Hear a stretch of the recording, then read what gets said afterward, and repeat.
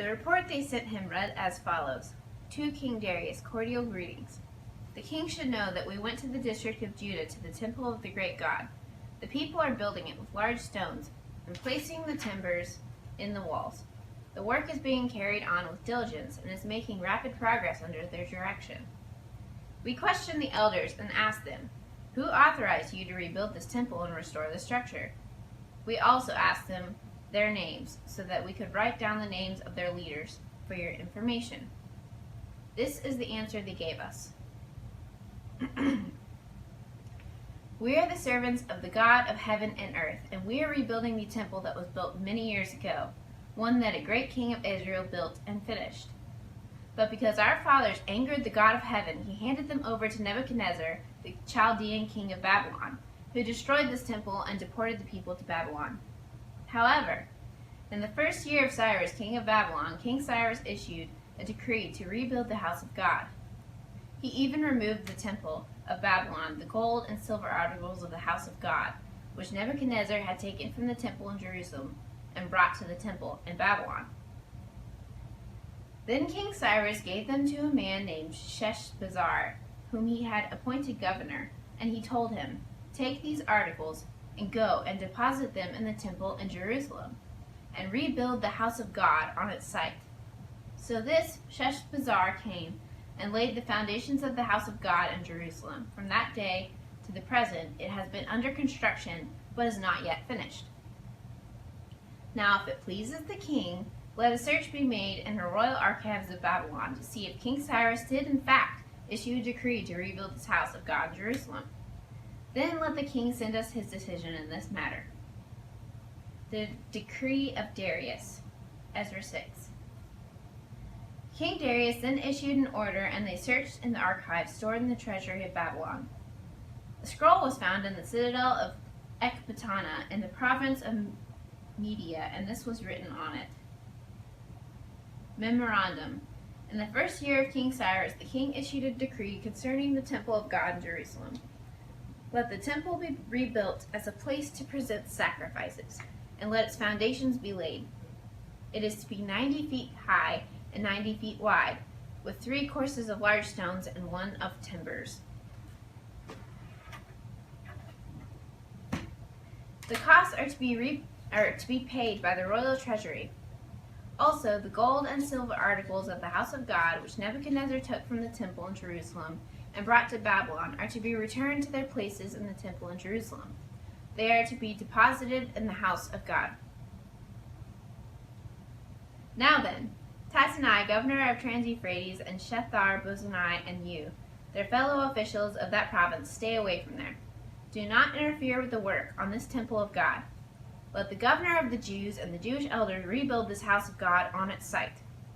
Moreover, I hereby decree what you are to do for these elders of the Jews in the construction of the house of God.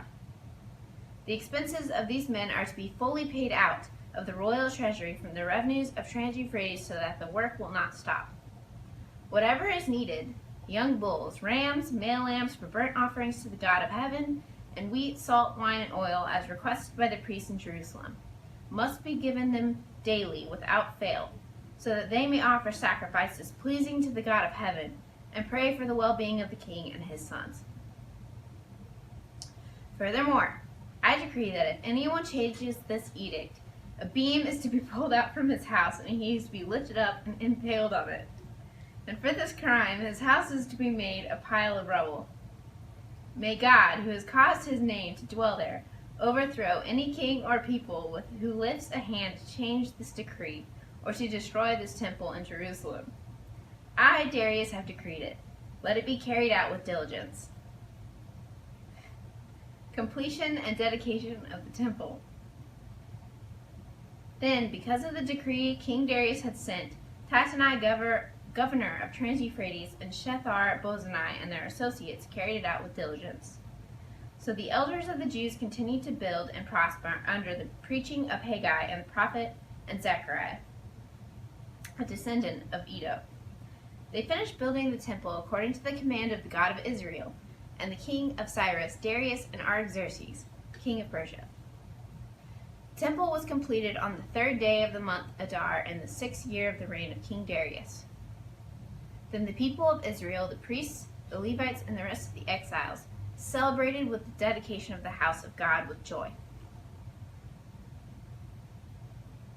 For the dedication of this house of God, they offered 100 bulls, 200 rams, 400 male lambs, and as a sin offering for all of Israel, 12 male goats, one for each of the tribes of Israel.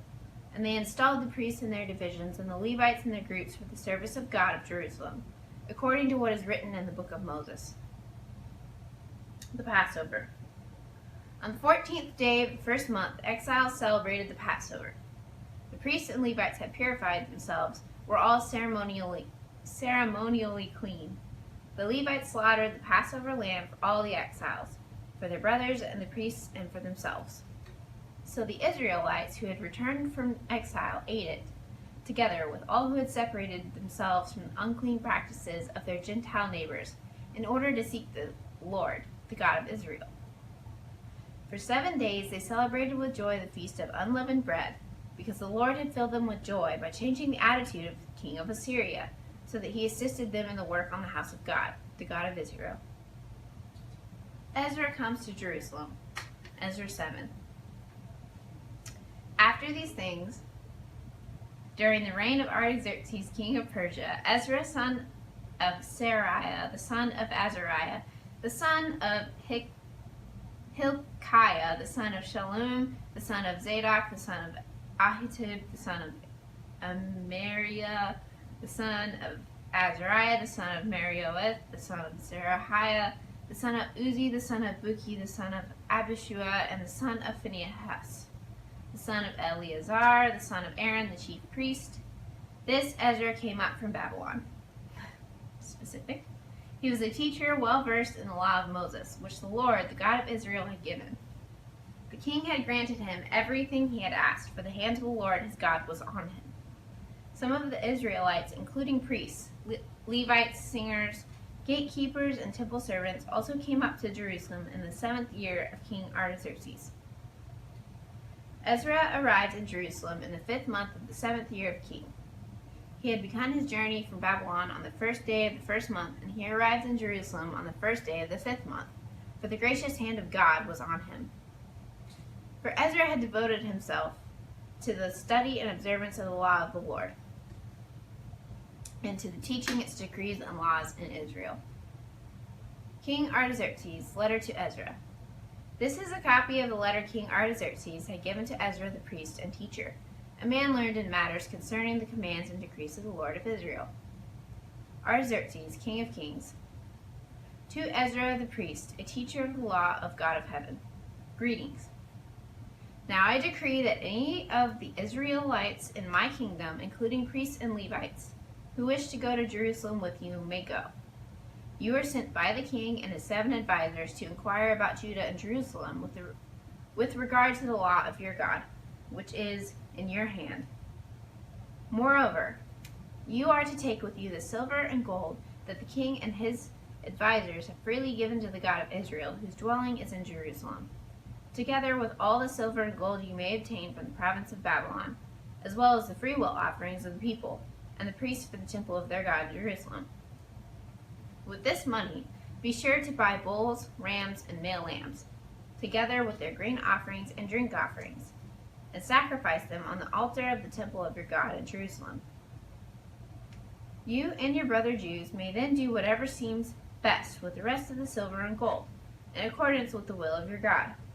Deliver to the God of Jerusalem all the articles entrusted to you for worship in the temple of your God, and anything else needed for the temple of your God that you may have occasion to supply, you may provide from the royal treasury. Now I, King Artaxerxes, order all of the treasurers of Trans-Euphrates to provide with diligence whatever Ezra the priest, a teacher of the law of God of heaven, may ask of you. Up to 100 talents of silver, 100 cores of wheat, 100 baths of wine, and 100 baths of olive oil, and salt without limit. Whatever the God of heaven has prescribed, let it be done with diligence for the temple of God of heaven. Why should there be wrath against the realm of the king and of his sons? You are also to know that you have no authority to impose taxes, tribute, or duty on any of the priests, Levites, singers, gatekeepers, temple servants, or other workers at his house of God. And you, Ezra, in accordance with the wisdom of your God, which you possess, appoint magistrates and judges to administer justice to all the people of Trans-Euphrates, all who know the laws of your God. And you are to teach any who do not know them. Whoever does not obey the law of your God and the law of the king must surely be punished by death, banishment, confiscation of property, and imprisonment. Praise be to the Lord, the God of our fathers, who has put it into the king's heart to bring honor to the house of the Lord in Jerusalem in this way, and who has extended his good favor to me before the king and his advisers and all the king's powerful officials. Because the hand of the Lord my God was on me, I took courage and gathered leading men from Israel to go up with me.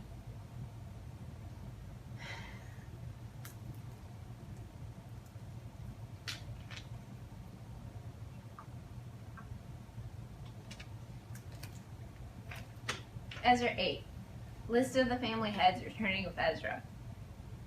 These are the family heads and those registered with them who came up with me from Babylon during the reign of King Artaxerxes, of whom the descendants of Phinehas, Gershom, of the descendants of Ithamar, Daniel, of the descendants of David, Hattush, of the descendants of Shechaniah, of the descendants of Parash, Zechariah, and with him who were registered 150 men. Of the descendants of Pahath Moab, Eliahoenai, son of Zerahiah, and with him 200 men. Of the descendants of Zattu, Shechaniah, son of Jahaziel, and with him 300 men. And of the descendants of Adin, Abed, son of Jonathan, and with him 50 men. Of the descendants of Elam, Jeshishiah, and son of Achaliah, and with him 70 men. Of the descendants of Shephatiah and Zebediah, son of Michael, with him 80 men. Of the descendants of Joab, Obadiah, son of Jehiel, and with him 218 men. Of the descendants of Bani, Shelomith, son of Josephiah, and with him 160 men. Of the descendants of Bebai, Zechariah, son of Bebai, and with him 28 men. Of the descendants of Asgad, Johanan, son of Hakatan, and with him 110 men. Of the descendants of Adonikam, the last ones, whose names were Eliphet, Jeuel, and Shemaiah, and with them 60 men. Of the descendants of Bigvai, Uthai, and Zakur, and with them 70 men. The return to Jerusalem. I assembled them at the canal that flows toward Ahava, and we camped there 3 days. When I checked among the people and the priests, I found no Levites there. So I summoned Eleazar, Ariel, Shemaiah, Elnathan, Jerib, Elnathan, Nathan, Zechariah, and Meshullam, who were leaders, and Joarib and Elnathan, who were men of learning. And I sent them to Iddo, the leader in Cassifiah. I told them what to say to Iddo and his kinsmen, the temple servants of Cassifiah, so that they might bring attendants to us for the house of our God. Because the gracious hand of our God was on us, they brought us Sherebiah, a capable man from the descendants of Mali, son of Levi, son of Israel, and Sherebiah's sons and brothers, 18 men. And Hashabiah, together with Jeshiah, from the descendants of Merari, and his brothers and nephews, 20 men. They also brought 220 of the temple servants, a body that David and the officials had established to assist the Levites. All were registered by name. There by the Ahava canal I proclaimed a fast, so that we might humble ourselves before our God and ask him for a safe journey for us and our children, with all our possessions. I was ashamed to ask the king for soldiers and horsemen to protect us from enemies on the road, because we had told the king, "The gracious hand of our God is on everyone who looks on him, but his great anger is against all who forsake him." So we fasted and petitioned our God about this, and he answered our prayer. Then I set apart 12 of the leading priests together with Sherebiah and Hashabiah and 10 of their brothers, and I weighed out to them the offering of silver and gold and the articles that the king, his advisors, his officials, and all Israel present there had donated for the house of our God. I weighed them out 650 talents of silver articles weighing 100 talents, 100 talents of gold, 20 bowls of gold valued at 100 darics, and 2 fine articles of polished bronze as precious gold. I said to them, "You as well as these articles are consecrated by the Lord. The silver and gold are a freewill offering to the Lord, the God of your fathers. Guard them carefully until you weigh them out in the chambers of the house of the Lord in Jerusalem, before the leading priests and the Levites and the family heads of Israel." Then the priests and Levites received the silver and gold and sacred articles that had been weighed out to be taken to the house of our God in Jerusalem. On the 12th day of the first month, we sent out from the Ahava Canal to go to Jerusalem. The hand of our God was on us, and he protected us from enemies and bandits along the way. So we arrived in Jerusalem, where we rested 3 days. On the 4th day, in the house of our God, we weighed out the silver and gold and sacred articles in the hands of Meremoth, the son of Uriah, the priest. Eleazar, son of Phinehas, was with him, and so were the Levites, Jozabad, son of Jeshua, and Noadiah, son of Binnui. Everything was accounted for by number and weight, and the entire weight was recorded at that time. Then the exiles who had returned from captivity sacrificed burnt offerings to the God of Israel, 12 bulls for all of Israel, 96 rams, 77 male lambs, and as a sin offering 12 male goats. All this was a burnt offering to the Lord. They also delivered the king's orders to the royal satraps and to the governors of Trans-Euphrates, who then gave assistance to the people and to the house of God.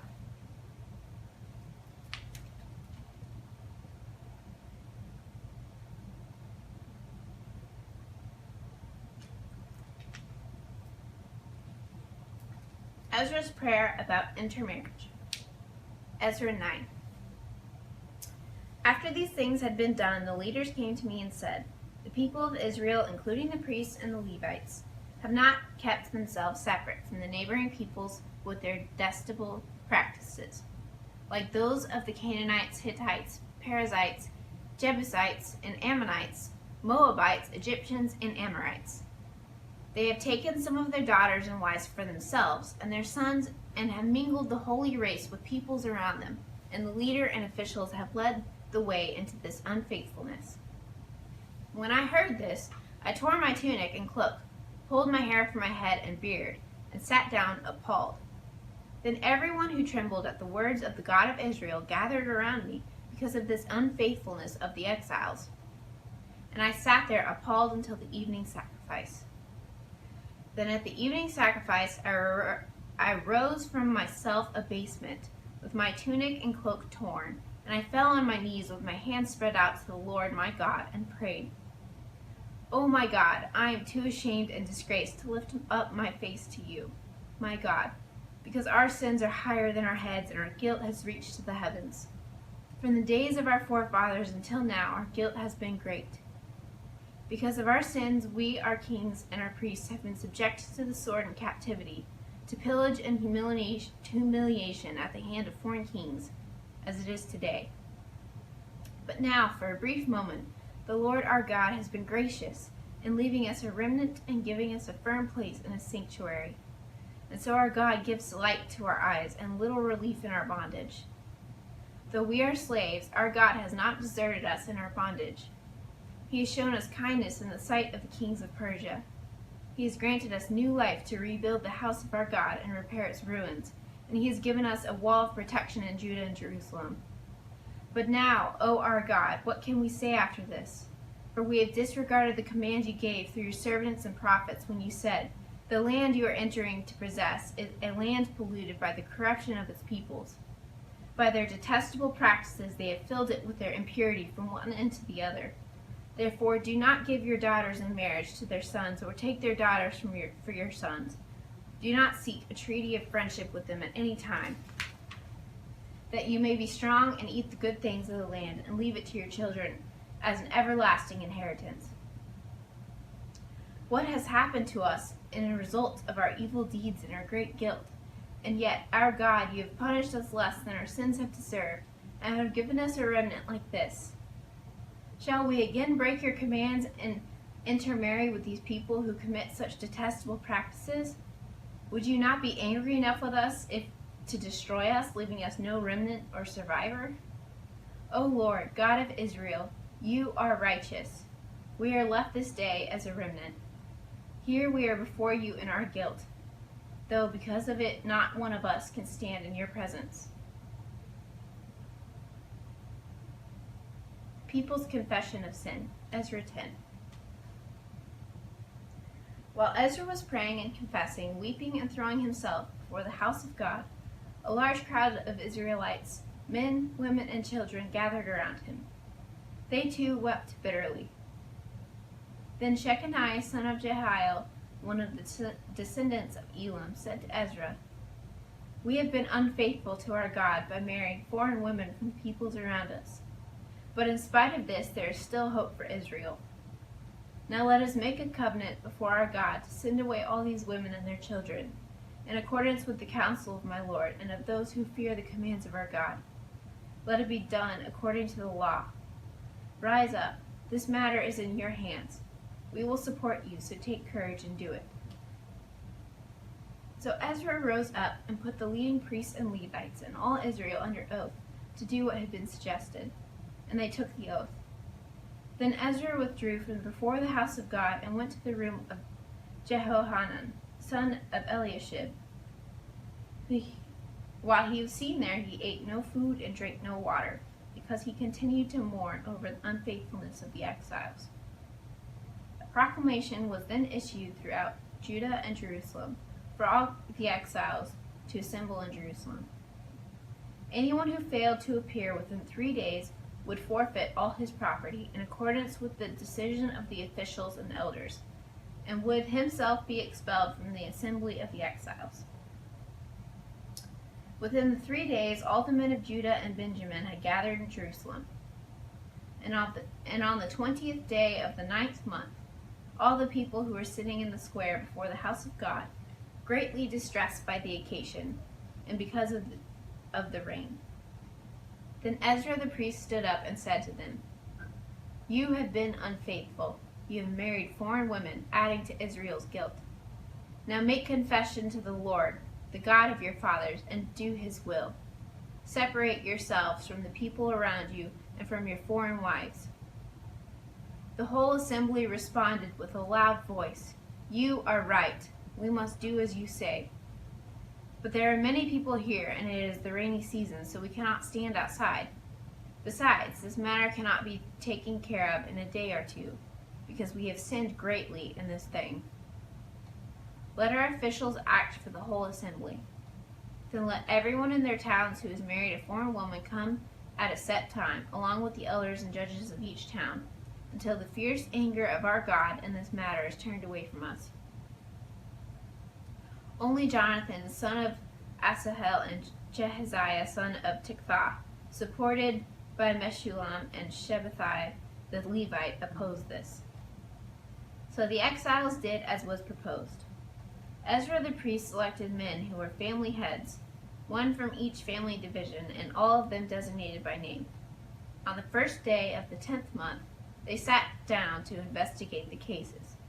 And by the first day of the first month, they finished dealing with all the men who had married foreign women. Those guilty of intermarriage. Among the descendants of the priests, the following had married foreign women.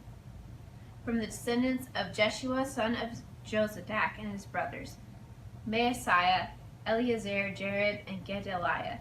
They all gave their hands in pledge to put away their wives, and for their guilt they each presented a ram from the flock as a guilt offering. From the descendants of Immer, and Hanani, and Zebediah. From the descendants of Haran, Maaseiah, Elijah, Shemaiah, Jehiel, and Uzziah. From the descendants of Pashur, Elionai, Maaseiah, Ishmael, Nathaniel, Jozabad, and Elisah.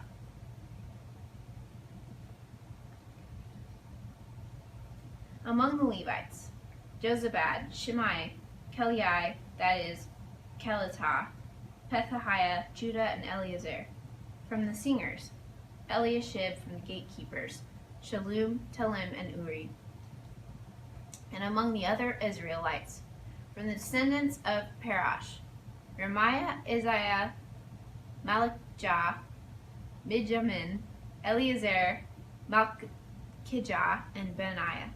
From the descendants of Elam, Mattaniah, Zechariah, Jehiel, Abdi, Jeremoth, and Elijah.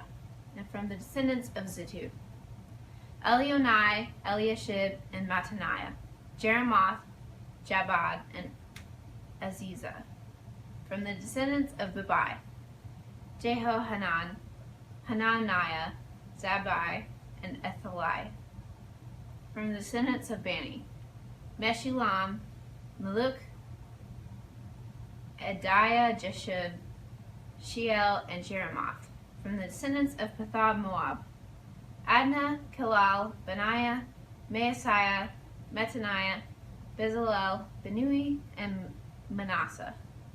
From the descendants of Harim, Eleazar, Ishijah, Malchijah, Shemaniah, Simeon, Benjamin, Maluk, and Shemariah. From the descendants of Hashum, Mattani, Mattatah, Zabad, Eliaphilet, Jeremiah, Manasseh, and Shimei. From the descendants of Bani, Madai, Amram, Uel, Benaniah, Bediah, Kelui, Vananiah, Meramoth, Eliashib, Mattaniah, Mattanai, and Jesu. From the descendants of Benui, Shemai, Shelemiah, Nathan, Adaiah, Machnadabai, Shashai, Sarai, Azriel, Shelemiah, Shemariah, Shalom, Amarai, and Joseph. From the descendants of Nebo, Jael, Mattaniah, Zabad, Zebaniah, Jediah, Joel, and Benaiah. All these had married foreign women, and some of them had children by these wives. That is the end of Ezra.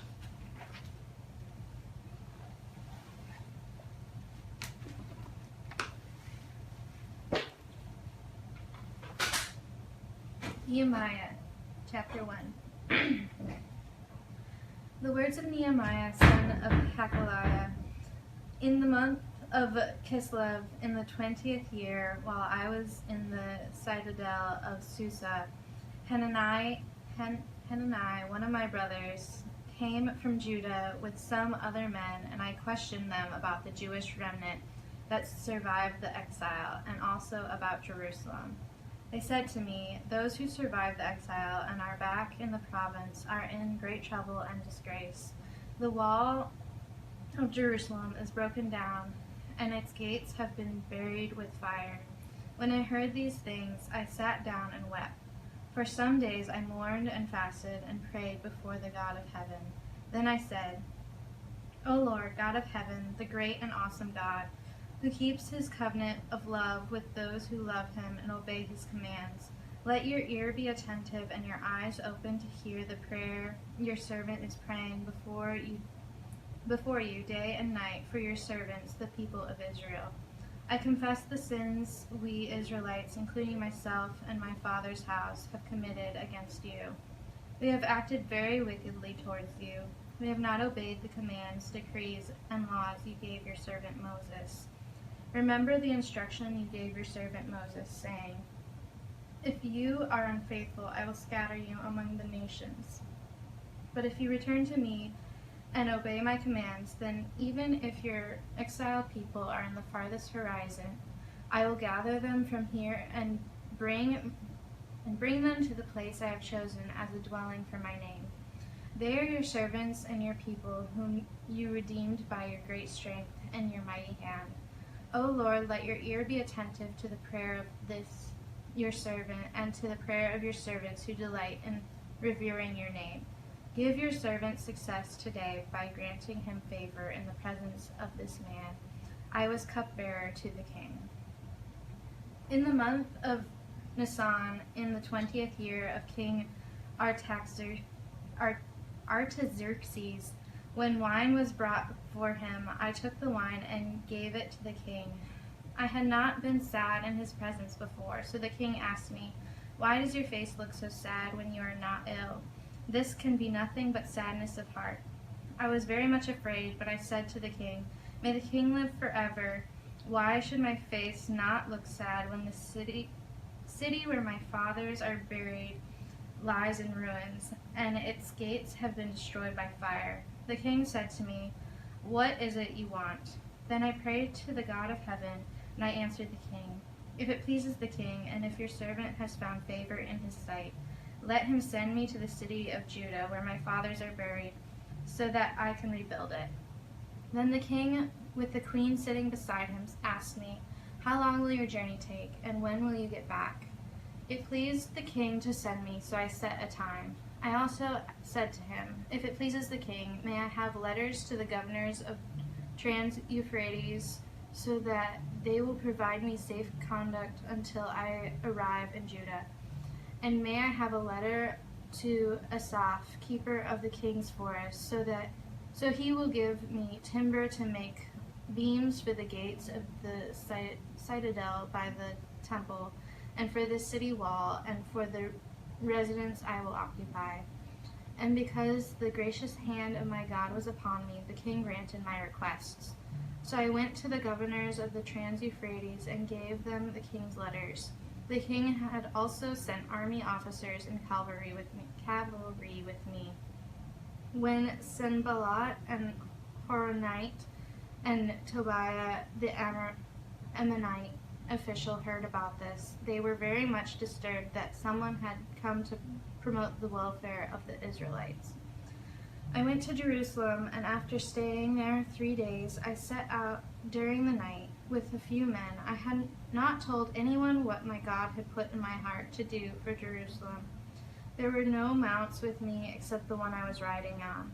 By night I went out through the valley gate toward the Jackal Well and the Dung Gate, examining the walls of Jerusalem, which had been broken down, and its gates, which had been destroyed by fire.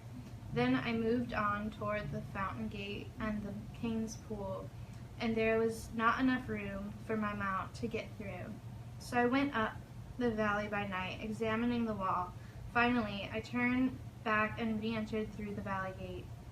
The officials did not know where I had gone or what I was doing, because as yet I had said nothing to the Jews or the priests or nobles or officials or any others who would be doing the work. Then I said to them, "You see the trouble we are in. Jerusalem lies in ruins, and its gates have been burned with fire. Come, let us rebuild the wall of Jerusalem. We will no longer be in disgrace." I also told them about the gracious hand of my God upon me, and what the king had said to me. They replied, "Let us start rebuilding." So they began this good work. But when Sanballat the Horonite, Tobiah the Ammonite official, and Geshem the Arab heard about it, they mocked and ridiculed us. "What is this you are doing?" they asked. "Are you rebelling against the king?" I answered them by saying, "The God of heaven will give us success. We, his servants, will start rebuilding, but as for you, you have no share in Jerusalem or any claim or historic right to it." Eliashib, the high priest, and his fellow priests went to work and rebuilt the sheep gate. They dedicated it and set its doors in place, building as far as the Tower of the 100, which they dedicated, and as far as the Tower of Hananel.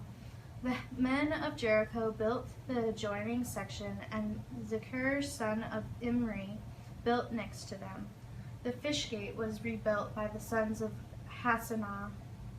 Then they laid its beams and put its doors and bolts and bars in place. Meremoth, son of Uriah, the son of Habaz, repaired the next section.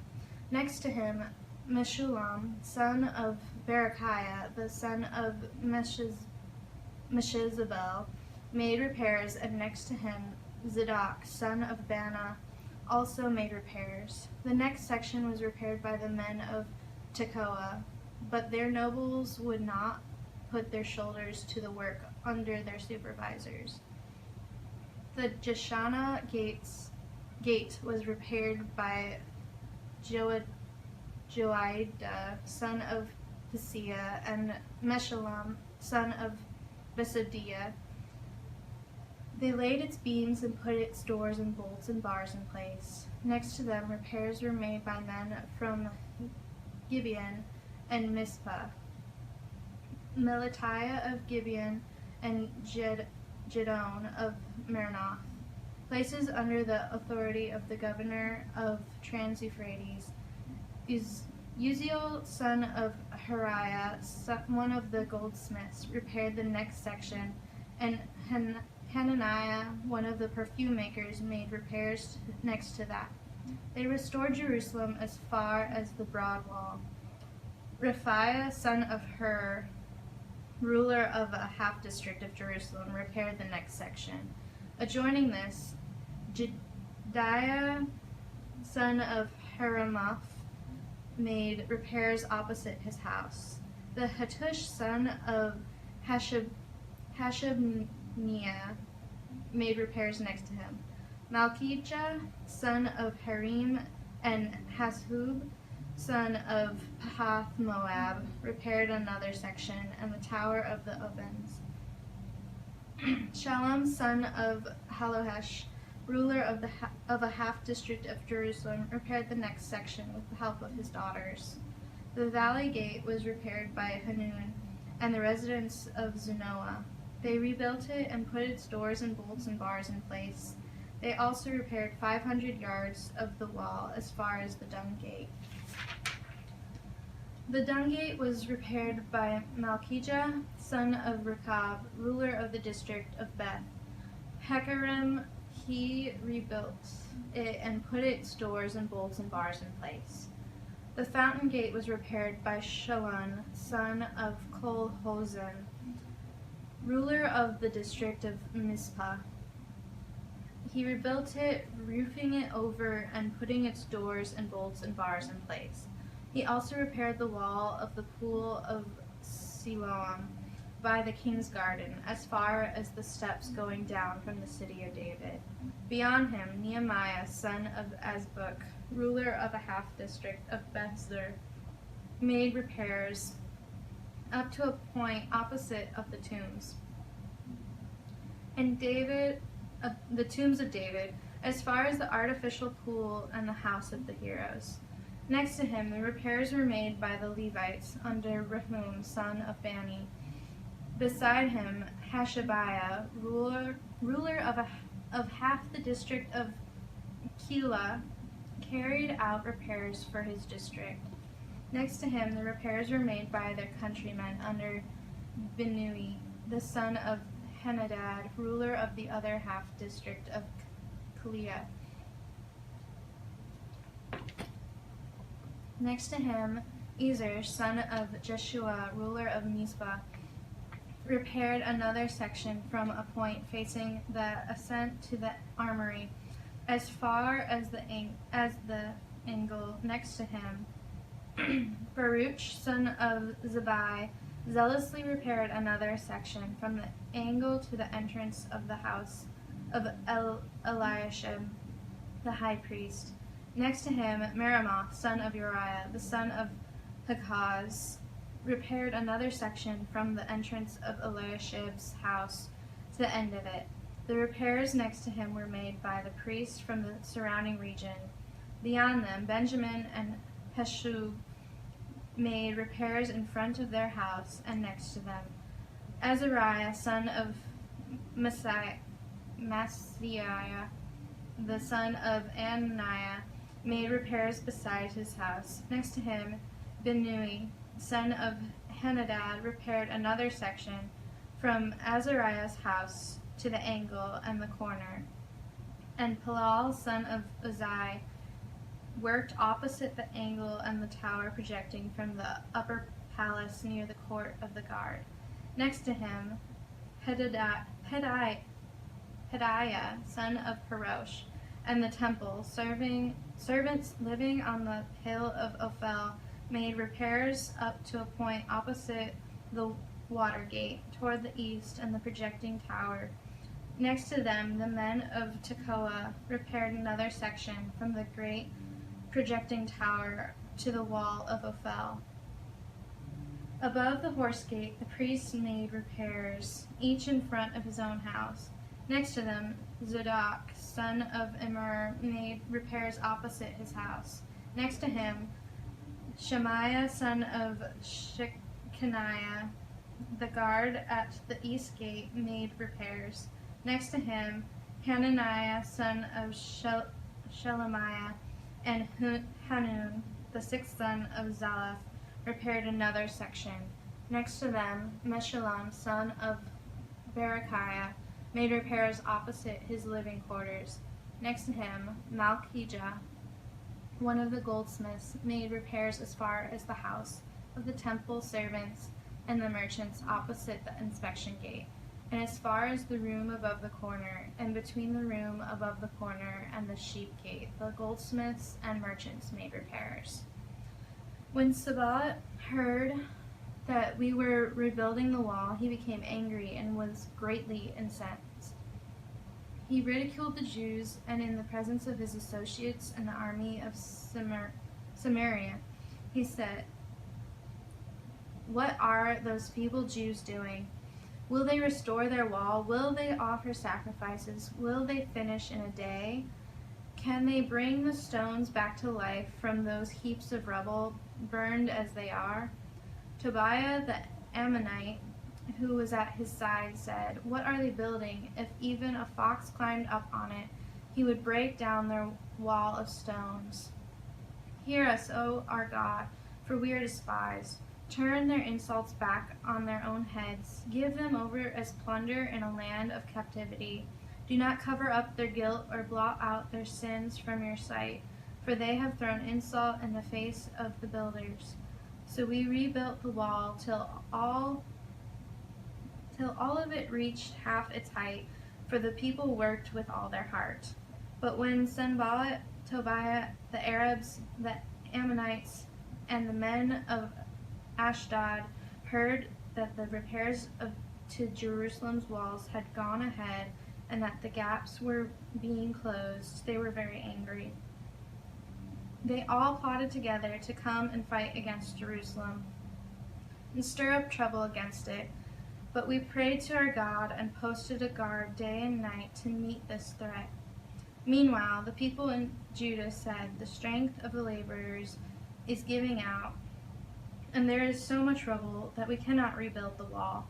Also our enemies said, "Before they know it and see us, we will be right there among them and will kill them and put an end to their work." Then the Jews who lived near them came and told us 10 times over, "Wherever you turn, they will attack us." Therefore I stationed some of the people behind the lowest points of the wall at the exposed places, posting them by families with their swords, spears, and bows. After I looked things over, I stood up and said to the nobles, the officials, and the rest of the people, "Don't be afraid of them. Remember the Lord, who is great and awesome, and fight for your brothers, your sons and your daughters, your wives and your homes." When our enemies heard that we were aware of their plot and that God had frustrated it, we all returned to the wall, each to his own work. From that day on, half of my men did the work, while the other half were equipped with spears, shields, bows, and armor. The officers posted themselves behind all the people of Judah who were building the wall. Those who carried materials did their work with one hand and held a weapon in the other, and each of the builders wore his sword at his side as he worked. But the man who surrounded the trumpet who sounded the trumpet stayed with me. When I said to the nobles, the officials, and the rest of the people, the work is extensive and spread out, and we are widely separated from each other along the wall. Wherever you hear the sound of the trumpet, join us there. Our God will fight for us. So we continued the work with half the men holding spears from the first light of dawn till the stars came out. At that time I said to the people, have every man and his helper stay inside Jerusalem at night, so that they can serve us as guards by night and workmen by day. Neither I nor my brothers nor my men nor the guards with me took off our clothes. Each had his weapon, even when he went for water.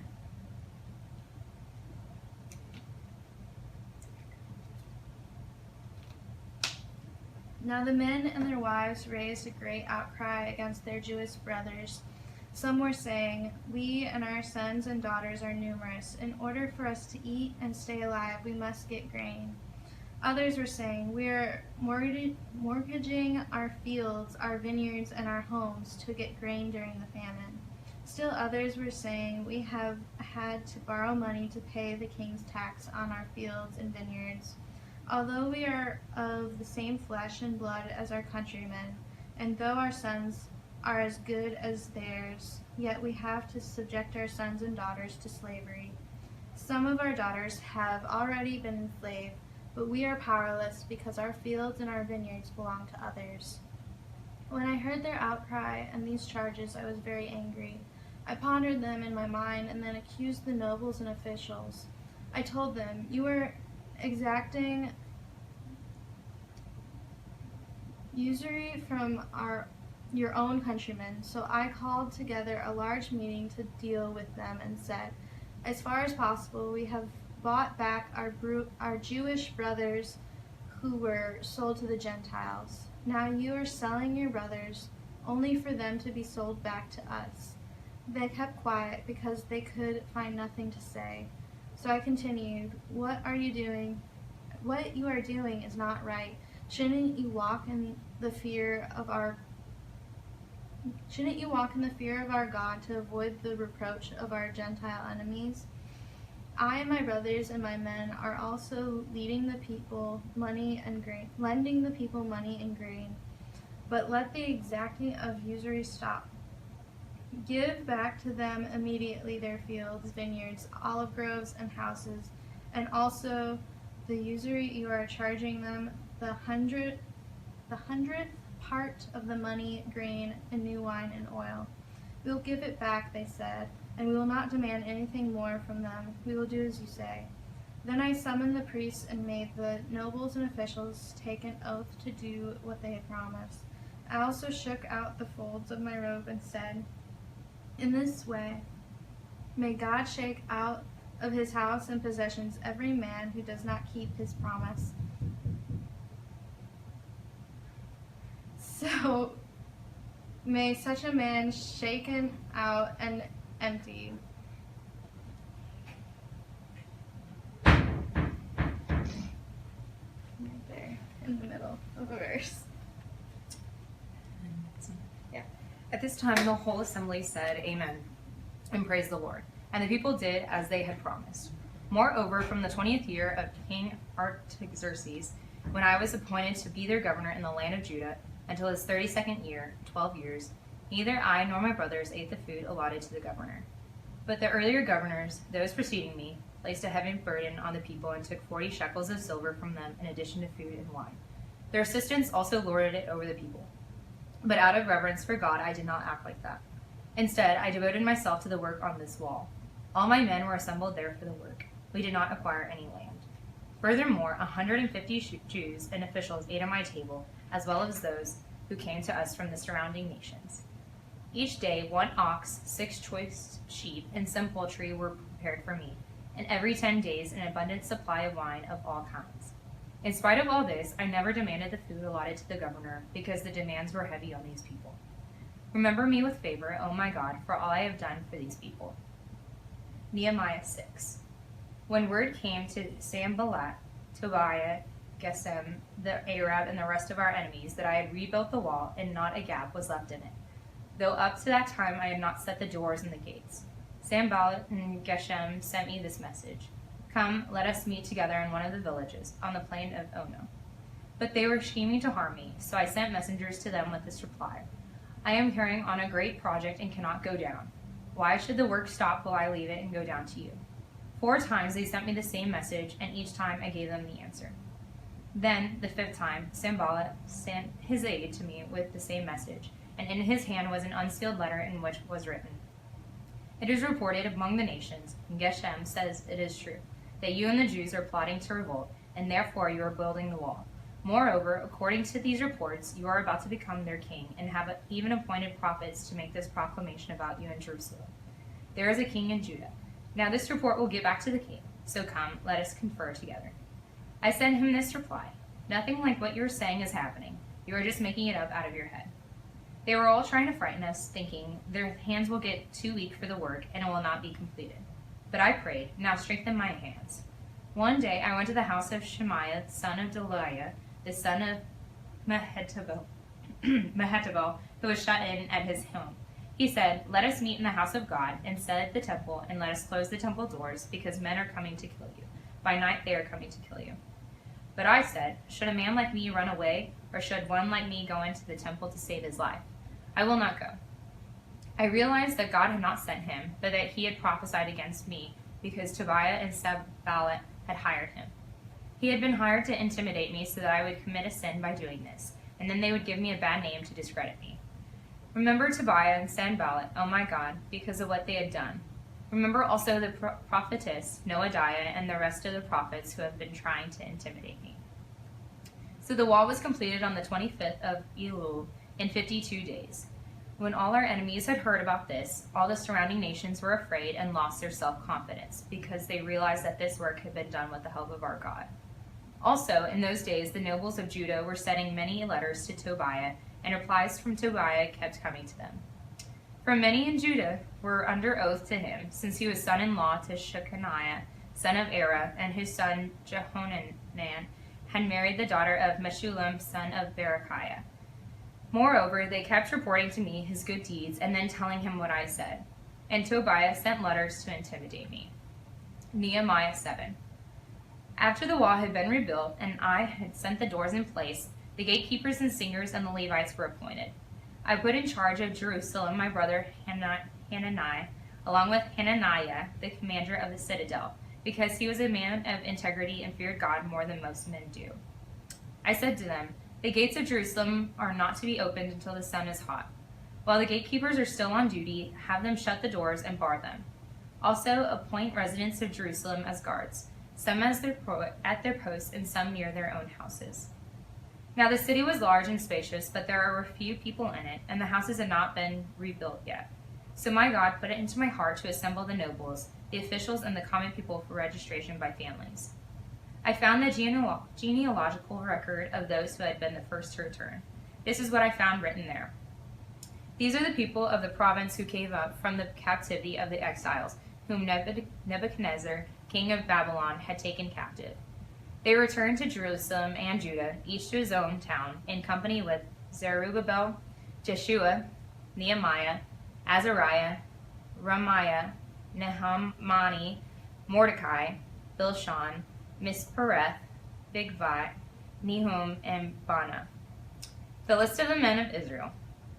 The descendants of Parosh, of Shephatiah, of Era, of Pahath Moab, through the line of Jeshua and Joab, of Elam, of Zatu, of Zakai, of Binui, of Babai, of Azgad, of Adonikam, of Bigvah, of Adin, of Ater, through Hezekiah, of Hashum, of Bazai, of Hariph, of Gibeon, the men of Bethlehem and Netophah, of Anathoth, of Beth Azmaveth, of Kiriath Jearim, Kephirah and Beeroth, of Ramah and Geba, of Michmash, of Bethel and Ai, of the other Nebo, of the other Elam, of Harim, of Jericho, of Lod, Hadid, and Ono, of Sanah. The priests, the descendants of Jedaiah, through the family of Jeshua, of Immer, of Pashur, of Harim, The Levites, the descendants of Jeshua, through Kadmiel, through the line of Hodaviah. The singers, the descendants of Asaph. The gatekeepers, the descendants of Shalom, Ater, Talmon, Akub, Hatita, and Shobai. The temple servants, the descendants of Ziha, Hasufa, Teboth, Keros, Sia, Pedon, Labana, Hagaba, Shalmai, Hanan, Gidel, Gehar, Reiah, Razin, Nakoda, Gisam, Uzzah, Hasiah, Isai, Meunim, Nephusim, Bakbuk, Hakufa, Harhar, Bazluth, Mahida, Harsha, Barkos, Sisera, Tima, Neziah, and Hatifa. The descendants of the servants of Solomon, the descendants of Sotai, Sophereth, Perida, Jala, Darkon, Gidel, Shephathiah, Hatil, Pokereth, Hazabaim, and Amon. The temple servants and the descendants of the servants of Solomon. The following came up from the towns of Tel Malah, Tel Harsha, Kerub, Adon, and Immer, but they could not show that their families were descended from Israel. The descendants of Deliah, Tobiah, and Nakoda, and from among the priests, the descendants of Hobiah, Hakos, and Barzillai, a man who had married a daughter of Barzillai the Gileadite and was called by that name. These searched for their family records, but they could not find them, and so were excluded from the priesthood as unclean. The governor, therefore, ordered them not to eat any of the most sacred food until there should be a priest ministering with the Urim and Thummim. The whole company numbered 42,360, besides their 7,337 men servants and maid servants, and they also had 245 men and women singers. There were 736 horses, 245 mules, 435 camels, and 6,720 donkeys. Some of the heads of the families contributed to the work. The governor gave to the treasury 1,000 drachmas of gold, 50 bowls, and 530 garments for priests. Some of the heads of the families gave to the treasury for the work 20,000 drachmas of gold and 2,200 minas of silver. The total given by the rest of the people was 2,000 drachmas of gold, 2,000 minas of silver, and 67 garments for priests. The priests, the Levites, the gatekeepers, the singers, and the temple servants, along with certain of the people and the rest of the Israelites, settled in their own towns. Nehemiah 8. When the 7th month came, and the Israelites had settled in their towns, all the people assembled as one man in the square before the water gate. They told Ezra the scribe to bring out the book of the law of Moses, which the Lord had commanded for Israel. So on the first day of the 7th month, Ezra the priest brought the law before the assembly, which was made up of men and women and all who were able to understand. He read it aloud from daybreak till noon as he faced the square before the water gate in the presence of the men, women, and others who could understand. And all the people listened attentively to the book of the law. Ezra the scribe stood on a high wooden platform built for the occasion. Beside him on his right stood Matithai, Shema, Ananiah, Uriah, Hilkiah, and Maaseiah. And on his left were Pedaiah, Mishael, Malchijah, Hashum, Hashbaddanah, Zechariah, and Meshullam. Ezra opened the book. All the people could see him because he was standing above them, and as he opened it, the people all stood up. Ezra praised the Lord and great God, and all the people lifted their hands and responded, Amen, Amen. Then they bowed down and worshipped the Lord with their faces to the ground. The Levites, Jeshua, Bani, Sherebiah, Jamin, Akub, Shabbathiah, Hodiah, Messiah, Kelita, Azariah, Jozabad, Hanan, and Peliah, instructed the people in the law while the people were standing there. They read from the book of the law of God, making it clear and giving the meaning so that the people could understand what was being read. Then Nehemiah the governor, Ezra the priest and scribe, and the Levites who were instructing the people said to them all, This day is sacred to the Lord your God. Do not mourn or weep. For all the people had been weeping as they listened to the words of the law. Nehemiah said, Go and enjoy choice food and sweet drinks, and send some to those who have nothing prepared. This day is sacred to our Lord. Do not grieve, for the joy of the Lord is your strength. The Levites calmed all the people, saying, Be still, for this is a sacred day. Do not grieve. Then all the people went away to eat and drink, to send portions of food, and to celebrate with great joy, because they now understood the words that had been made known to them. On the 2nd day of the month, the heads of all the families, along with the priests and the Levites, gathered around Ezra the scribe to give attention to the words of the law. They found written in the law, which the Lord had commanded through Moses, that the Israelites were to live in booths during the feast of the 7th month, and that they should proclaim this word and spread it throughout their towns and in Jerusalem.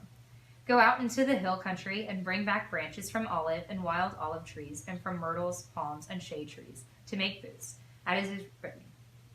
So the people went out and brought back branches and built themselves booths on their own roofs, in their courtyards, in the courts of the house of God, and in the square by the water gate, and the one by the gate of Ephraim. The whole company that had returned from exile built booths and lived in them. From the days of Joshua son of Nun until that day, the Israelites had not celebrated it like this, and their joy was very great.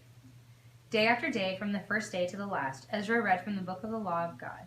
They celebrated the feast for 7 days, and on the 8th day, in accordance with the regulation, there was an assembly. Let me get some more.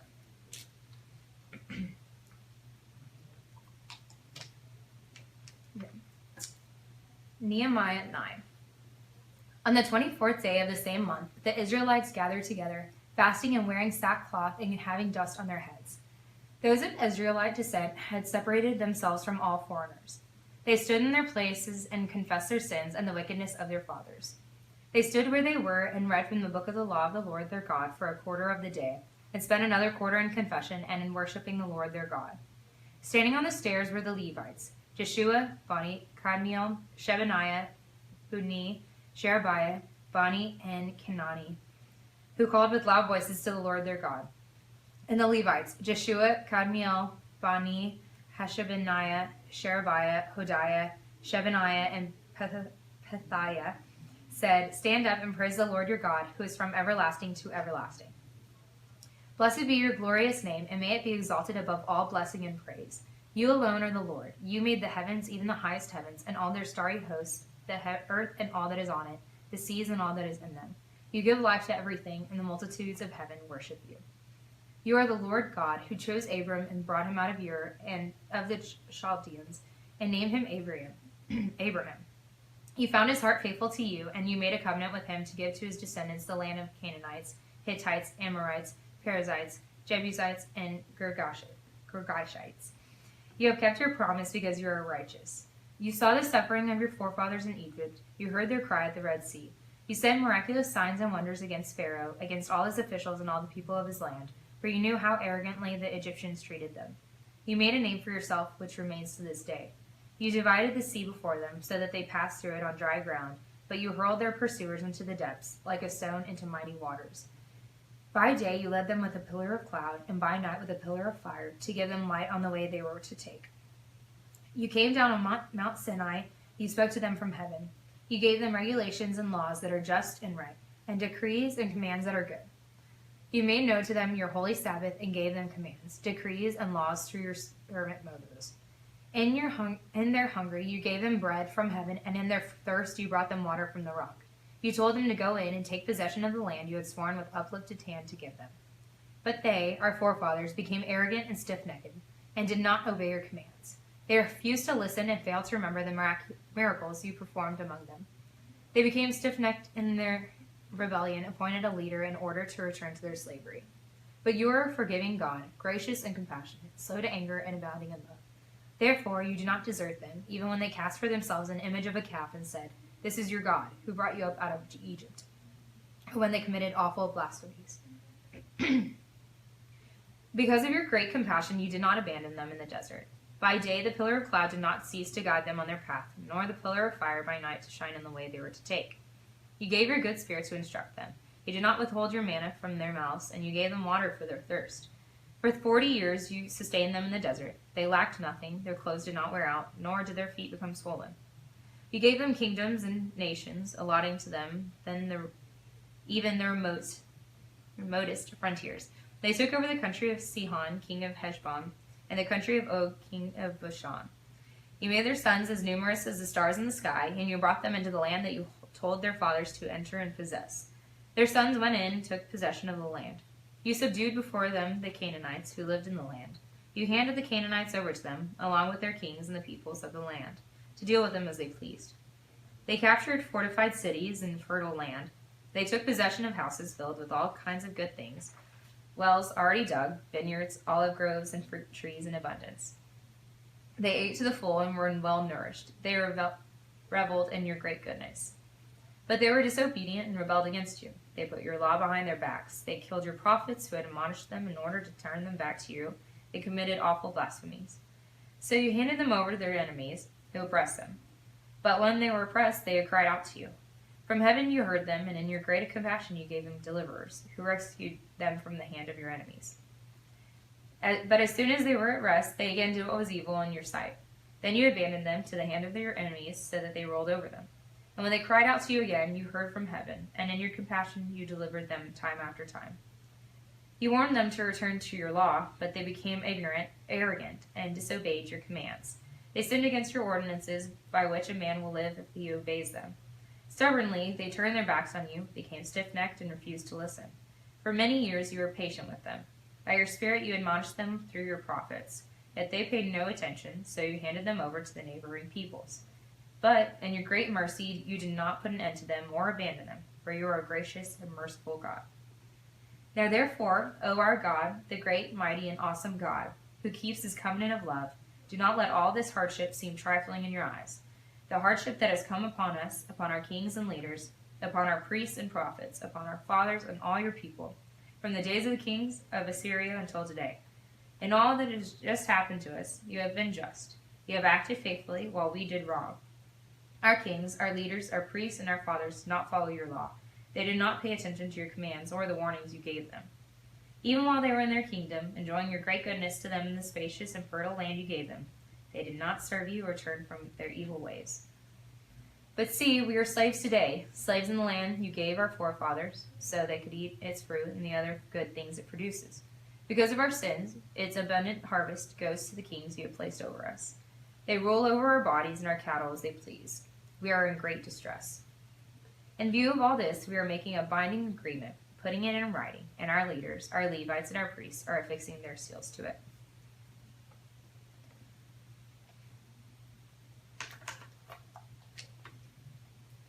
Nehemiah 10.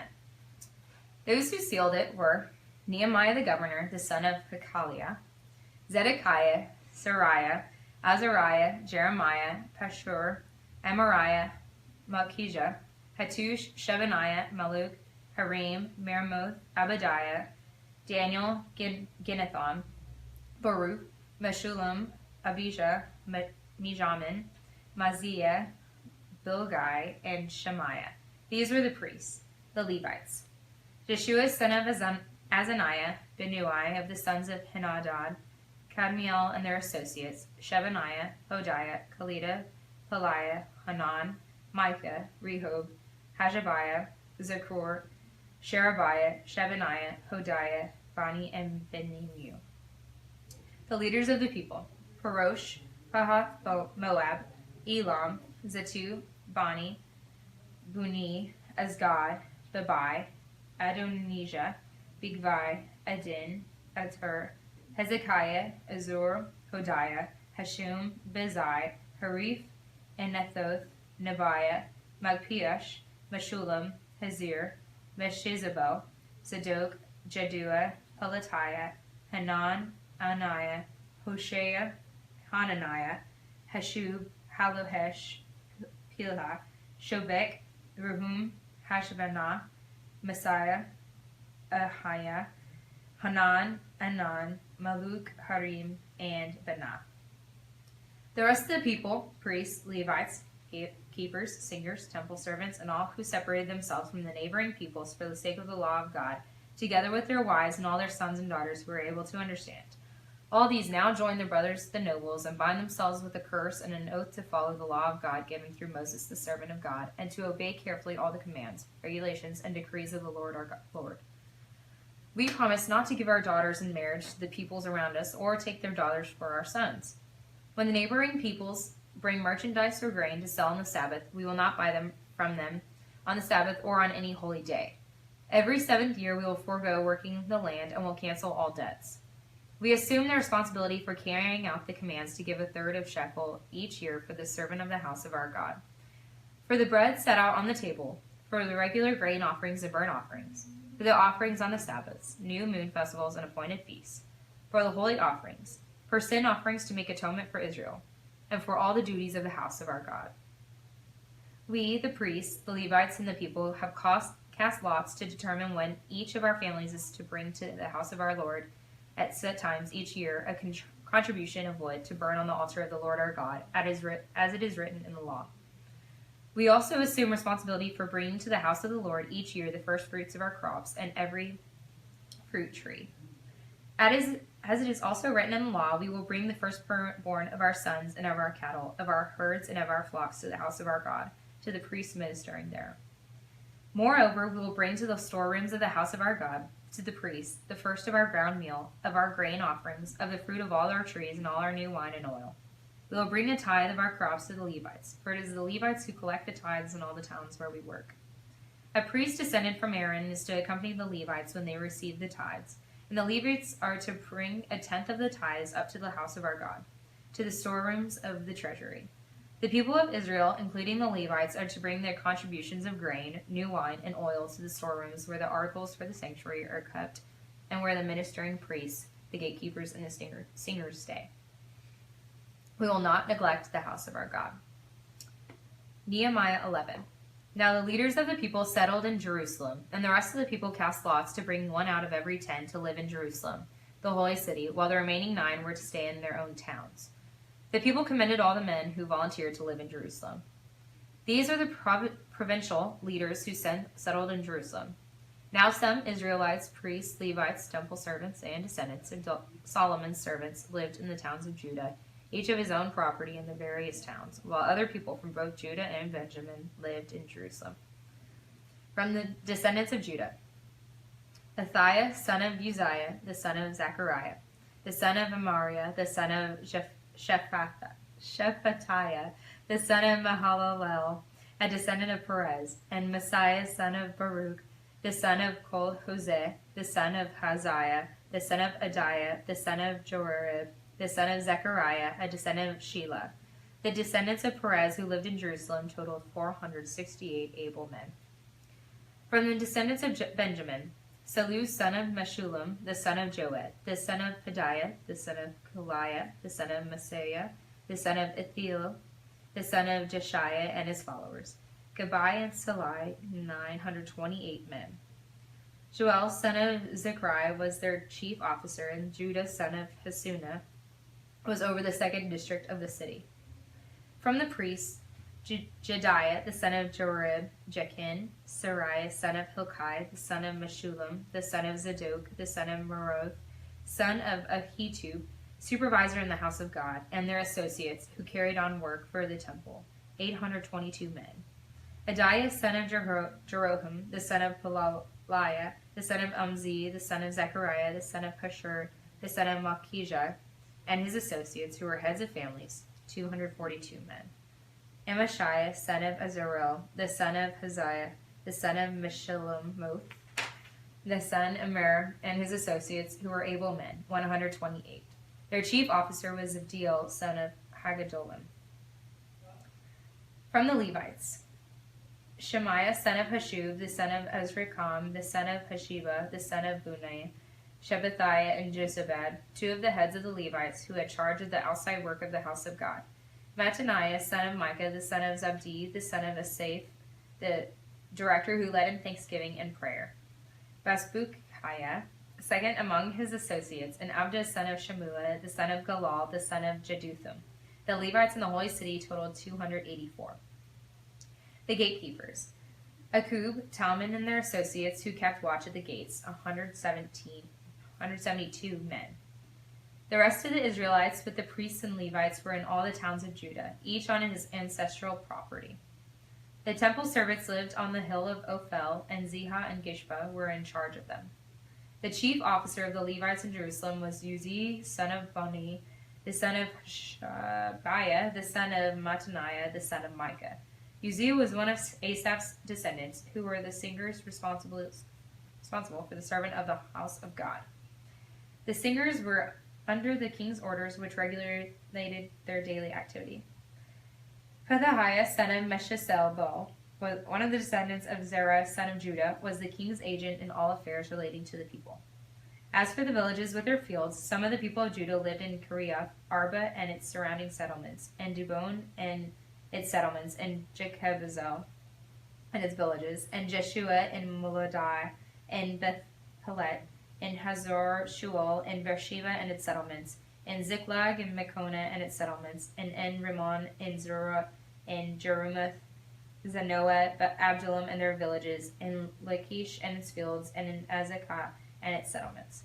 So they were living on all way from Beersheba to the valley of Hinnom. The descendants of the Benjamites from Geba lived in Michmash, Aijah, Bethel and its settlements, in Anathoth, Nob, and Aniah, in Hazor, Ramah, and Gittam, in Hadid, Zebulun, and Nabalite, in Lod and Ono, in the valley of the craftsmen. Some of the divisions of the Levites of Judah settled in Benjamin. Nehemiah 12. These were the priests and Levites who returned with Zerubbabel, son of Shealtiel, and with Jeshua, Sariah, Jeremiah, Ezra, Amariah, Maluk, Hattush, Shechaniah, Rahum, Meremoth, Edu, Ginethon, Abijah, Minjamin, Modiah, Bilgah, Shemaiah, Jorib, Jediah, Salu, Amuk, Hilkiah, and Jedediah. These were the leaders of the priests and their associates in the days of Jeshua. The Levites were Jeshua, Binui, Kadmiel, Sherebiah, Judah, and also Mattaniah, who, together with his associates, was in charge of the songs of thanksgiving. Bakbukai and Unai, their associates, stood opposite them in the services. Jeshua was the father of Joachim, Joachim the father of Eliashib, Eliashib the father of Joadah, Joadah the father of Jonathan, and Jonathan the father of Judua. In the days of Joachim, these were the heads of the priestly families: of Saraiah's family, Merari; of Jeremiah's, Hananiah; of Ezra's, Meshullam; of Amariah's, Jehohanan; of Maluk's, Jonathan; of Shechaniah's, Joseph; of Harim's, Edna; of Meremoth's, Hilkiah; of Edu's, Zechariah; of Ginethon's, Meshullam; of Abijah, Zichri; of Miniamin's, and of Moadiah's, Hiltai; of Bilgah's, Shemua; of Shemaiah, Johanathon; of Jerib's, Mattaniah; of Jediah, Uzai; of Saluis, Kalai; of Amok's, Eber; of Hilkiah, Hashabiah; of Jediah, Nathanael. The family heads of the Levites in the days of Eliashib, Joadah, Johanan, and Jadua, as well as those of the priests, were recorded in the reign of Darius the Persian. The family heads among the descendants of Levi up to the time of Johanan, son of Eliashib, were recorded in the book of the Annals. And the leaders of the Levites were Hashabiah, Sherebiah, Jeshua, son of Comediel, and their associates who stood opposite them to give praise and thanksgiving, one section responding to the other, as prescribed by David, the man of God. Mattaniah, Bakbukiah, Abadiah, Meshullam, Talmon, and Akub were gatekeepers who guarded the storerooms of the gates. They served in the days of Joachim, son of Jeshua, the son of Jozadak, and in the days of Nehemiah, the governor, and of Ezra, the priest and scribe. At the dedication of the wall of Jerusalem, the Levites were sought out from where they lived and were brought to Jerusalem to celebrate joyfully the dedication with songs of thanksgiving and with the music of cymbals, harps, and lyres. The singers also were brought together from the region around Jerusalem, from the villages of the Netophites, from Beth Gilgal, and from the area of Geba and Asmaveth, for the singers had built villages for themselves around Jerusalem. When the priests and Levites had purified themselves ceremonially, they purified the people, the gates, and the wall. I had the leaders of Judah go up on the top of the wall. I also assigned 2 large choirs to give thanks. One was to proceed on top of the wall to the right, toward the dome gate. Hoshaiah and half of the leaders of Judah followed them, along with Azariah, Ezra, Meshullam, Judah, Benjamin, Shemaiah, Jeremiah, as well as some priests with trumpets, and also Zechariah, son of Jonathan, the son of Shemaiah, the son of Mattaniah, the son of Micaiah, the son of Zechur, the son of Asaph, and his associates, Shemaiah, Azarel, Milalai, Gilalai, Mai, Nathaniel, Judah, and Hanani, with musical instruments prescribed by David, the man of God. Ezra, the scribe, led the procession. At the fountain gate, they continued directly up the steps of the city of David on the ascent to the wall and passed above the house of David to the water gate on the east. The second choir proceeded in the opposite direction. I followed them on top of the wall, together with half the people. Past the Tower of the Ovens, the broad wall, over the gate of Ephraim, the Jeshaniah gate, the fish gate, the Tower of Hananel, the Tower of the 100, as far as the sheep gate. At the gate of the guard, they stopped. The two choirs that gave thanks then took their places in the house of God. So did I, together with half the officials, as well as the priests. Eliakim, Messiah, Miniamin, Micaiah, Elionai, Zechariah, and Hananiah with their trumpets. And also Messiah, Shemaiah, Eleazar, Uzi, Jehohanan, Malchijah, Elam, and Ezer. The choirs sang under the direction of Jezreiah. And on that day they offered great sacrifices, rejoicing because God had given them great joy. The women and children also rejoiced. The sound of rejoicing in Jerusalem could be heard far away. At that time, men were appointed to be in charge of the storerooms for the contributions, firstfruits, and tithes. From the fields around the towns, they were to bring into the storerooms the portions required by the law for the priests and the Levites, for Judah was pleased with the ministering priests and Levites. They performed the service of their God and the service of purification, as did also the singers and gatekeepers, according to the commands of David and his son Solomon. For long ago, in the days of David and Asaph, there had been directors for the singers and for the songs of praise and thanksgiving to God. So in the days of Zerubbabel and of Nehemiah, all Israel contributed to the daily portions for the singers and gatekeepers. They also set aside the portion for the other Levites, and the Levites set aside the portion for the descendants of Aaron. Nehemiah 13. On that day, the book of Moses was read aloud in the hearing of the people, and there it was found written that no Ammonite or Moabite should ever be admitted into the assembly of God, because they had not met the Israelites with food and water, but had hired Balaam to call a curse down on them. Our God, however, turned the curse into a blessing. When the people heard this law, they excluded from Israel all who were of foreign descent. Before this, Eliashib, the priest, had been put in charge of the storerooms of the house of our God.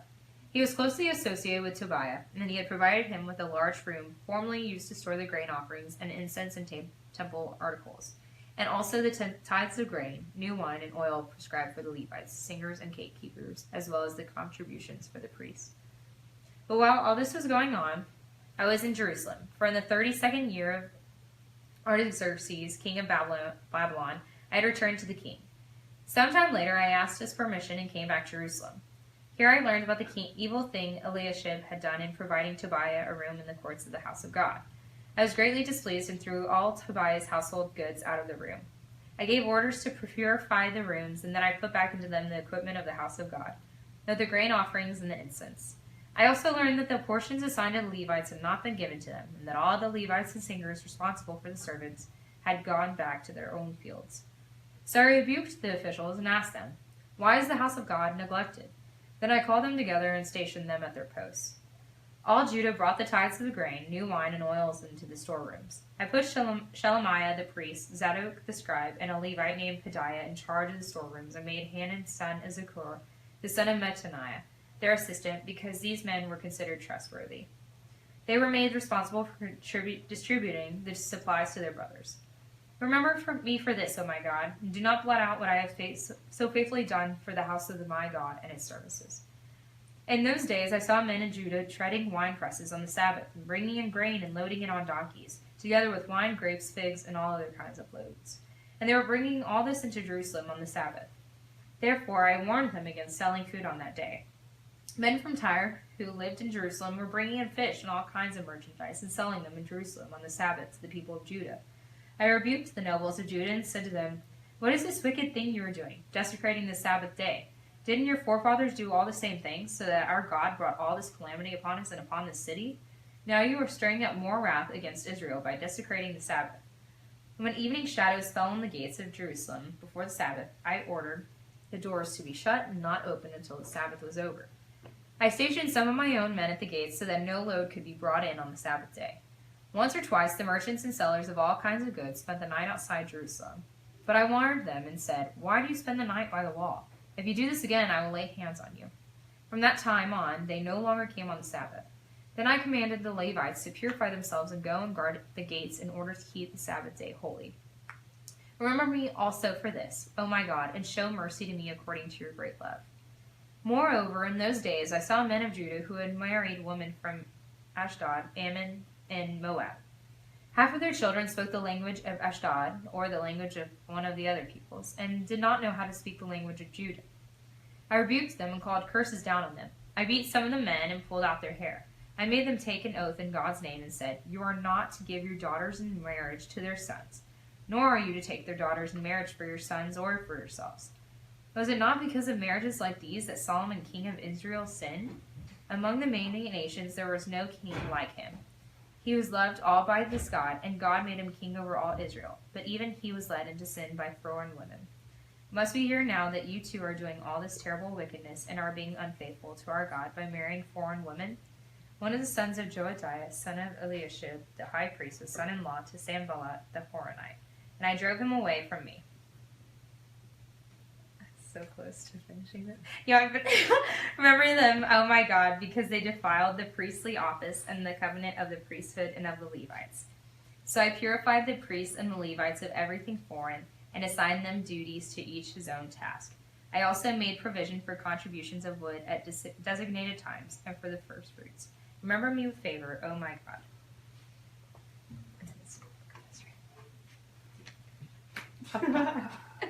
Good job. Did you sign it? Oh no, was I supposed to? I go later. Sure. Okay. Esther 1.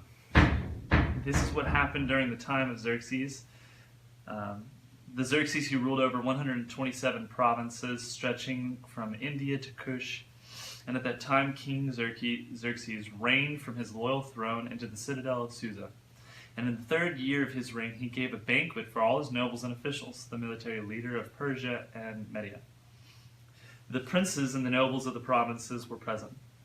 For a full 180 days, he displayed the vast wealth of his kingdom and the splendor and glory of his majesty. When these days were over, the king gave a banquet, lasting 7 days, in the enclosed gardens of the king's palace, for all the people, from the least to the greatest, who were in the citadel of Susa. Garden had hangings of white and blue linen, fastened with cords of white linen and purple material to silver rings on marble pillars. There were couches of gold and silver on a mosaic pavement of porphyry, marble, mother of pearl, and other costly stones. Wine was served in goblets of gold, each one different from another, and the royal wine was abundant, in keeping with the king's liberality. By the king's commands, each guest was allowed to drink it his own way, for the king instructed all the wine stewards to serve each man what he wished. Queen Vashti also gave a banquet for the women in the royal palace of King Xerxes. On the 7th day, when the king Xerxes was in high spirits from wine, he commanded the 7 eunuchs who served him, Mehuman, Biztha, Harbana, Bigtha, Abagtha, Zethar, and Carcass, to bring before him Queen Vashti, wearing her royal crown, in order to display her beauty to the people and nobles, for she was lovely to look at. But when the attendants delivered the king's commands, Queen Vashti refused to come. Then the king became furious and burned with anger. Since it was customary for the king to consult experts in matters of law and justice, he spoke with the wise men who understood the times and were closest to the king, Karshena, Shethar, Admatha, Tarshish, Meres, Marsana, and Memucan, the 7 nobles of Persia and the Media, who had special access to the king and were highest in the kingdom. According to the law, what must be done to quench Vashti? He asked. She has not obeyed the command of King Xerxes that the eunuchs have taken to her. When Memucan replied to the presence of the king and the nobles, Queen Vashti has done wrong, not only against the king, but also against all the nobles and peoples of all the provinces of King Xerxes. For the queen's conduct will become known to all the women.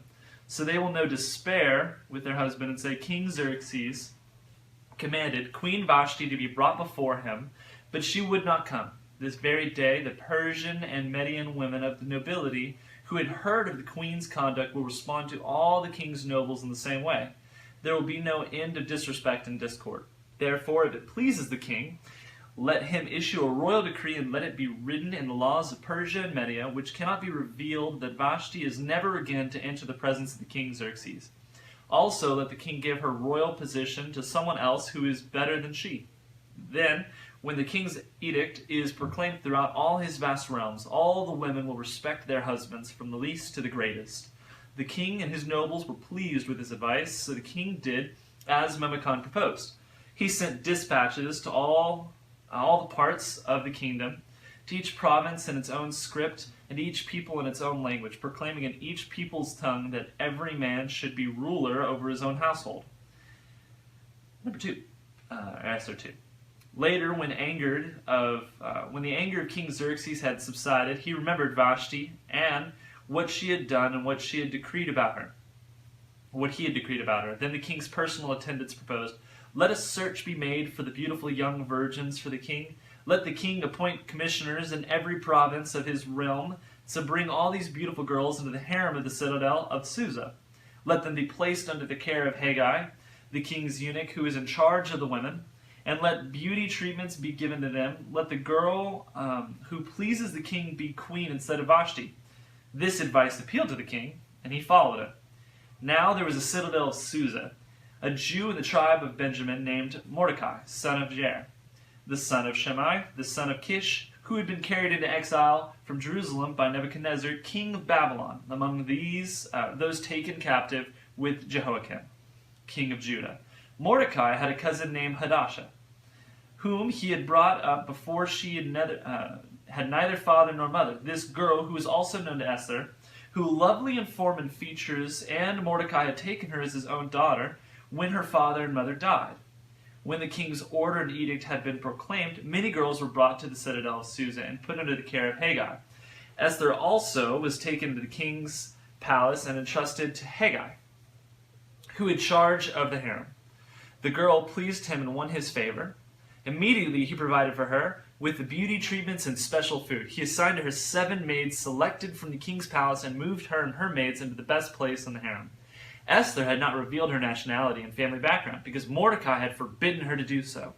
Every day he walked back and forth near the courtyard of the harem and found out how Esther was and what was happening to her. Before a girl's turn came to go into the king Xerxes, she had to complete 12 months of beauty treatments prescribed for the women, 6 months with oil of myrrh, and 6 with perfumes and cosmetics. And this is how she would go to the king. Anything she wanted was given to her to take with her from the harem to the king's palace. In the evening, she would go from there, and in the morning return to another part of the harem to the care of Shashgaz, the king's eunuch who was in charge of the concubines. She would not return to the king unless he was pleased with her and summoned her by name. When the turn came for Esther, the girl Mordecai had adopted, the daughter of his uncle Abihail, to go to the king, she asked for nothing other than what Haggai, the king's eunuch who was in charge of the harem, suggested.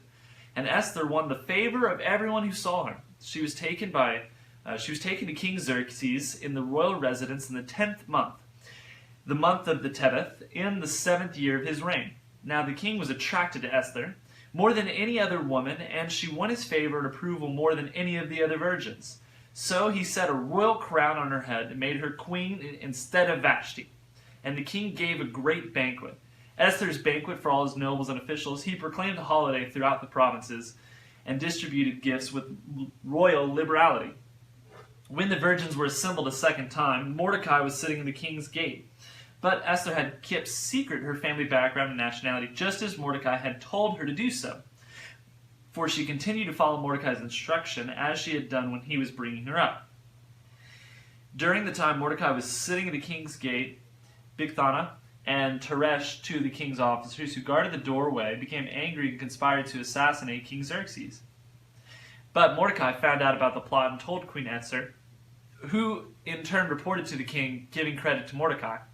And when the report was investigated and found to be true, the 2 officials were hanged in the gallows. All this was recorded in the book of the Annals and in the presence of the king. Esther 3. After these events, King Xerxes honored Haman, the son of Hammedatha, the Agagite, elevating him and giving him the seat of honor higher than all of the other nobles. All of the royal officials of the king's gate knelt down and paid honor to Haman, for the king had commanded his concerning him. But Mordecai would not kneel down to pay him honor. Then the royal officials in the king's gate asked Mordecai, "Why do you disobey the king's command?" Day after day they spoke to him, but he refused to comply. Therefore they told Haman about it to see if whether Mordecai's behavior would be tolerated, for he had been told that he was a Jew. When Haman saw that Mordecai would not kneel down to pay him honor, he was enraged. Yet having learned who Mordecai's people were, he scorned the idea of killing only Mordecai. Instead, Haman looked for a way to destroy all Mordecai's people, the Jews, throughout the whole kingdom of Xerxes. In the 12th year of King Xerxes, in the first month, the month of Nisan, they cast the pur, that is, the lot, in the presence of Haman to select a day and month. And the lot fell on the 12th month, the month of Adar. Then Haman said to King Xerxes, "There's a certain people dispersed and scattered among the peoples in all the provinces of your kingdom whose customs are different from those of all the other people and who do not obey the king's laws. It is not in the king's best interest to tolerate them. If it pleases the kings, let a decree be issued to destroy them, and I will put 10,000 talents of silver into a royal treasury for the men who carry out this business." So the king took his signet ring from his finger and gave it to Haman, son of Hammedatha, and the Agagite, the enemy of the Jews. "Keep the money," the king said to Haman, "and do with the people as you please." Then on the 13th day of the first month, the royal secretaries were summoned. They wrote about the script of each province, and in the language of each people, all Haman's orders to the king's satraps. The governors of the various provinces and the nobles with various peoples, these were written in the name of King Xerxes himself and sealed with his own ring. Dispatches were sent to the court to all king's provinces in order to destroy, kill, and annihilate all the Jews, young and old, women and little children, on a single day, the 13th day of the 12th month, the month of Adar, and to plunder their goods.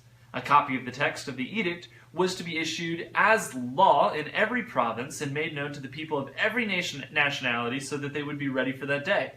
Spurred on by the king's command, the couriers went out, and the edict was issued to the citadel of Susa. The king and Haman sat down to drink, but the city of Susa was bewildered. Sip. When Mordecai learned all that had been done, he tore his clothes, put on a sackcloth and ashes, and went on to the city, wailing loudly and bitterly. But he went only as far as the king's gate, because no one clothed in sackcloth was allowed to enter it. In every province to which the edict and order of the king came, there was great mourning among the Jews, with fasting, weeping, and wailing. Many lay in sackcloth and ashes. When Esther, maids and eunuchs came and told her about Mordecai, she was in great distress.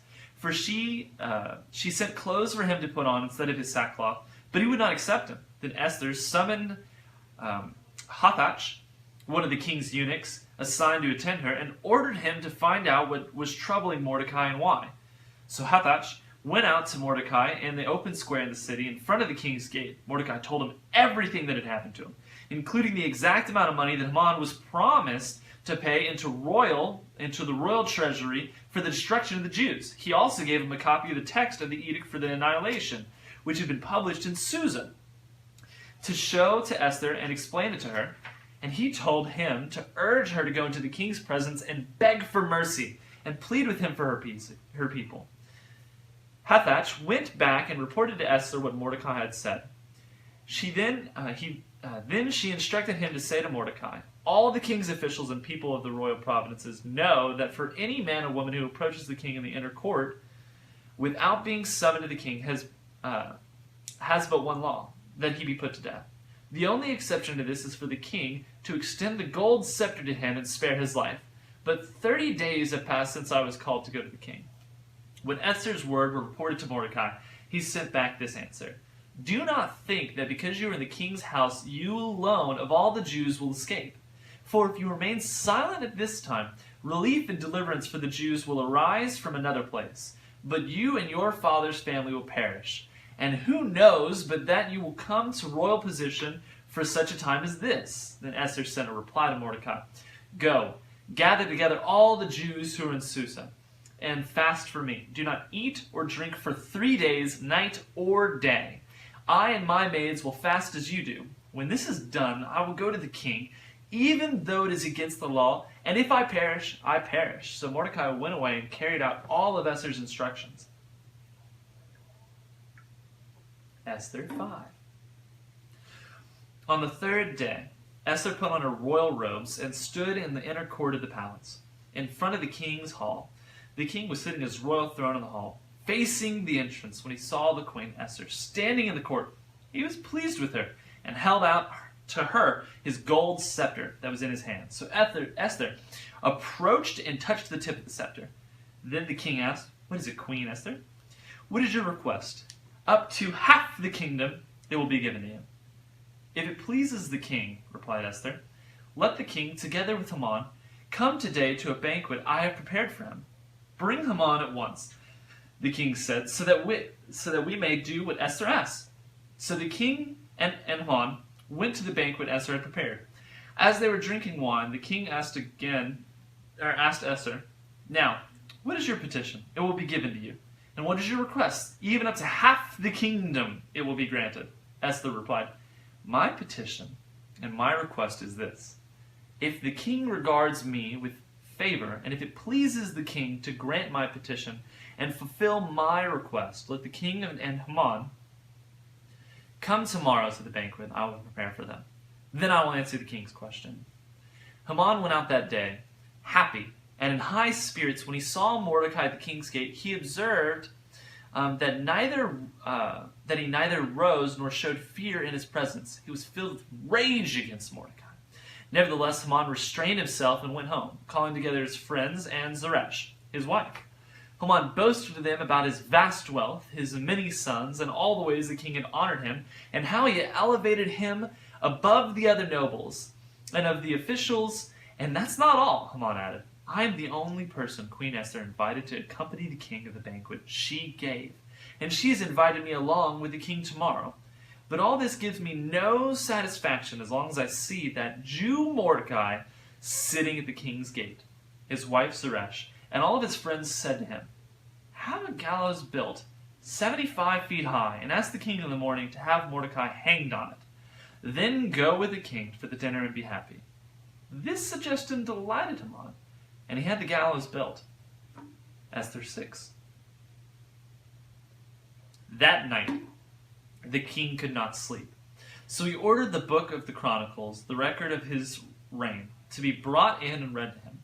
It was found recorded there that Mordecai had exposed Bigthana and Teresh, two of the king's officials who guarded the doorway, who had conspired to assassinate King Xerxes. "What honor and recognition has Mordecai received for this?" the king asked. "Nothing has been done for him," his attendants answered. The king said, "Who is in the court?" Now Haman had just entered the outer courtroom place in the palace to speak to the king about hanging Mordecai on the gallows he had erected for him. His attendants answered, "Haman is standing in the court." "Bring him in," the king ordered. When Haman entered, the king asked him, "What should be done for the man the king delights to honor?" Now Haman thought to himself, "Who is there that the king would rather honor than me?" So he answered the king, "For the man the king delights to honor, have them bring a royal robe the king has worn, and a horse the king has ridden, one with a royal crest placed on its head. Then let the robe and the horse be entrusted to one of the king's most noble princes. Let them robe the man the king delights to honor, and lead him on the horse through the city streets, proclaiming before him, 'This is what is done for the man the king delights to honor.'" "Go at once," the king commanded Haman. "Get the robe and the horse, and do just as you have suggested for Mordecai the Jew, who sits at the king's gate. Do not neglect anything you have recommended." So Haman got the robe and the horses. He robed Mordecai and led him on the horseback through the city streets, proclaiming before him, "This is what is done for the man the king's delight to honor." Afterward, Mordecai returned to the king's gate, but Haman rushed home with a head covered in grief, and told Zeresh, his wife, and all his friends everything that had just happened. His advisors and his wife Zeresh said to him, "Since Mordecai, before whom your downfall has started, is of Jewish origin, you cannot stand against him. You will surely come to ruin. while they were still talking with him, the king's eunuch arrived and hurried Haman away to the banquet Esther had prepared. Esther 7. So the king and Haman went to the dine with Queen Esther, and as they were drinking wine on that second day, the king asked again, Queen Esther, what is your petition? It will be given to you. What is your request? Even up to half of the kingdom, it will be granted. Then Queen Esther answered, If I found favor with you, O king, and if it pleases your majesty, grant me life. This is my petition. And spare my people. This is my request. For I and my people have been sold for destruction and slaughter and annihilation. If we had merely been sold as male and female slaves, I would have kept quiet, because no such distress would justify disturbing the king. King Xerxes asked Queen Esther, Who is he? Who is the man who has dared to do such a thing? Esther said, The adversary and enemy is this vile Haman. Then Haman was terrified before the king and queen. The king got up in rage, left his wine, and went out into the palace garden. But Haman, realizing that the king had already decided his fate, stayed behind to beg Queen Esther for his life. Just as the king returned from the palace garden to the banquet hall, Haman was falling on the couch where Esther was reclining. The king exclaimed, Will he even molest the queen while she is with me in the house? As soon as the word left the king's mouth, they covered Haman's face. Then Harbona, one of the eunuchs attending the king, said, A gallows 70 feet high stands by Haman's house. He had it made for Mordecai, who spoke up to help the king. The king said, Hang him on it. So they hanged him on the gallows, and he prepared for Mordecai. Then the king's fury subsided. Esther 8. That same day, King Xerxes gave Queen Esther the estate of Haman, the enemy of the Jews, and Mordecai came into the presence of the king. For Esther had told how he was related to her. The king took off his signet ring, which he had reclaimed from Haman, and presented it to Mordecai. And Esther appointed him over Haman's estate. Esther again pleaded for the king. Falling at his feet and weeping, she begged him to put an end to the evil plan that Haman, the Agagite, which he had devised against the Jews. Then the king extended the gold scepter to Esther, and she rose and stood before him. If it pleases the king, she says, and if he regards me with favor and thinks it right thing to do, and if he is pleased with me, let an order be written overruling dispatches that Haman, son of Hammedatha, the Agagite, devised and wrote to destroy the Jews in all the king's provinces. For how can I bear to the disaster fall on my people? How can I bear to see the destruction of my family?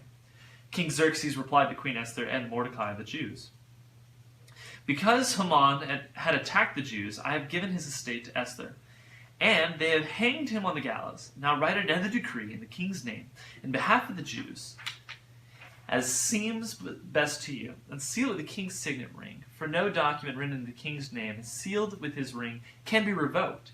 At once the royal secretaries were summoned on the 23rd day of the 3rd month, the month of Sivan. They wrote out all of Mordecai's orders to the Jews and all the satraps, governors, and nobles, the 127 provinces stretched from India to Kush. These orders were written in the script to each province in the language of their people, and also the Jews in their own script and language. Mordecai wrote in the name of King Xerxes, sealed his dispatches with the king's signet ring, and sent them by mounted couriers who rode fast horses especially bred for the king. The king's edict granted the Jews in every city the right to assemble and protect themselves, to destroy, kill, and annihilate any armed force of any nationality to province that might attack them and their women and children, and to plunder the property of the enemies. The day appointed for the Jews to do this in all the provinces of King Xerxes was the 13th day of the 12th month, the month of the Adar. A copy of the text of the edict was to be issued as law in every province and made known to the people of every nationality, so that the Jews would be ready on that day to avenge themselves on their enemies. The couriers, riding the royal horses, raced out, spurred on the king's command, and the edict was also issued in the citadel of Susa. Mordecai left the king's presence wearing royal garments of blue and white, a large crown of gold, and a purple robe of fine linen. And the city of Susa held a joyous celebration. For the Jews, it was a time of happiness and joy, gladness and honor. In every province and in every city, wherever the edict of the king went, there was joy and gladness among the Jews. with feasting and celebrating. And many people of other nationalities became Jews because fear of the Jews had seized them. Esther 9. On the 13th day of the 12th month, the month of Adar, the edict commanded by the kings was to be carried out. On this day, the enemies of the Jews had hoped to overpower them. But now the tables had turned, and the Jews got the upper hand over those who had hated them. The Jews assembled in their cities and all the provinces of King Xerxes to attack those seeking their destruction. No one could stand against them, because the people of all of the nationalities were afraid of them. And all the nobles in the provinces, the satraps, the governors, and the king's administrators helped the Jews, because fear of Mordecai had seized them. Mordecai was prominent in the palace. His reputation spread throughout the province, and he became more and more powerful. The Jews struck down all their enemies with a sword, killing and destroying them, and they did what they pleased to those who hated them. In the citadel of the Susa, the Jews killed and destroyed 500 men. They also killed Pashdantha, Dalphon, Aspatha, Poratha, Adalia, Aridatha, Paramastha, Arisia, Aredai, and Vazatha, the 10 sons of Haman, son of Hammedatha, the enemy of the Jews. But they did not lay their hands on the plunder. The number of those slain in the citadel of Susa was reported to the king that same day. The king said to Queen Esther, "The Jews have killed and destroyed 500 men and 10 sons of Haman in the citadel of Susa. What have they done in the rest of the king's provinces? Now what is your petition? It will be given to you. Whatever you request, it will also be granted." "If it pleases the king," Esther answered, "give the Jews in Susa permission to carry out this day's edict tomorrow also, and let Haman's 10 sons be hanged on gallows." So the king commanded this be done. The edict was issued in Susa, and they hanged the 10 sons of Haman. The Jews in Susa came together on the 14th day of the month of Adar, and they put to death in Susa 300 men, and they did not lay their hands on the plunder. Meanwhile, the remainder of the Jews who were in the king's provinces also assembled to protect themselves and get relief from their enemies. They killed 75,000 of them, but did not lay their hands on the plunder. This happened on the 13th day of the month of Adar, and on the 14th day they rested and made it a day of feasting and joy. The Jews in Susa, however, had assembled on the 13th and 14th, and then on the 15th they rested and made it a day of feasting and joy. This is why rural Jews, those living in villages, observe the 14th of the month of Adar as a day of joy and feasting, a day for giving presents to each other. Mordecai recorded these events, and he sent letters to all the kings throughout the provinces of King Xerxes, near and far, to have them celebrate annually the 14th and 15th days of the month of Adar, as a time when the Jews got relief from their enemies, and as the month when their sorrow was turned into joy, and their mourning into a day of celebration.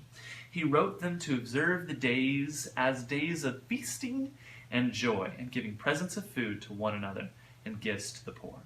So the Jews agreed to continue celebration they had begun, doing what Mordecai had written to them. For Haman, son of Hammedatha the Agagite, the enemy of all the Jews, had plotted against the Jews to destroy them, and had cast the pur, that is the lot, for their ruin and destruction. But when the plot came to the king's attention, he issued written orders that the evil scheme Haman had devised against the Jews should come back onto his own head, that he and his son should be hanged in the gallows. Therefore these days were called Purim, from the word pur.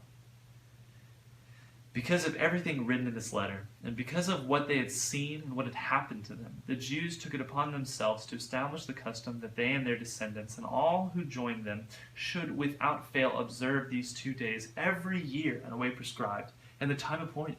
These days should be remembered and observed in every generation, by every family and every province and every city. And these days of Purim should never cease to be celebrated by the Jews, nor should the memory of them die out as their descendants. So Queen Esther, daughter of Abihail, along with Mordecai the Jew, wrote with full authority to confirm the second letter concerning Purim. And Mordecai sent letters to all the Jews in the 127 provinces of the kingdom of Xerxes, words of goodwill and assurance to establish these days of Purim at their designated times, as Mordecai the Jew and Queen Esther had decreed for them, and they had established for themselves and their descendants in regard to their times of fasting and lamentation. Esther's decree confirmed these regulations about Purim, and it was written down in the records.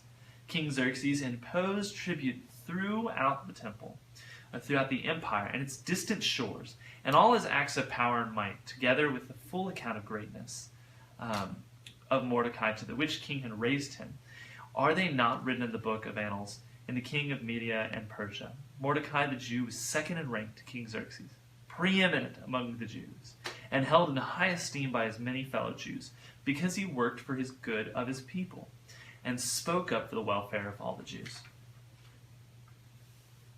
The book of Job, in a couple seconds.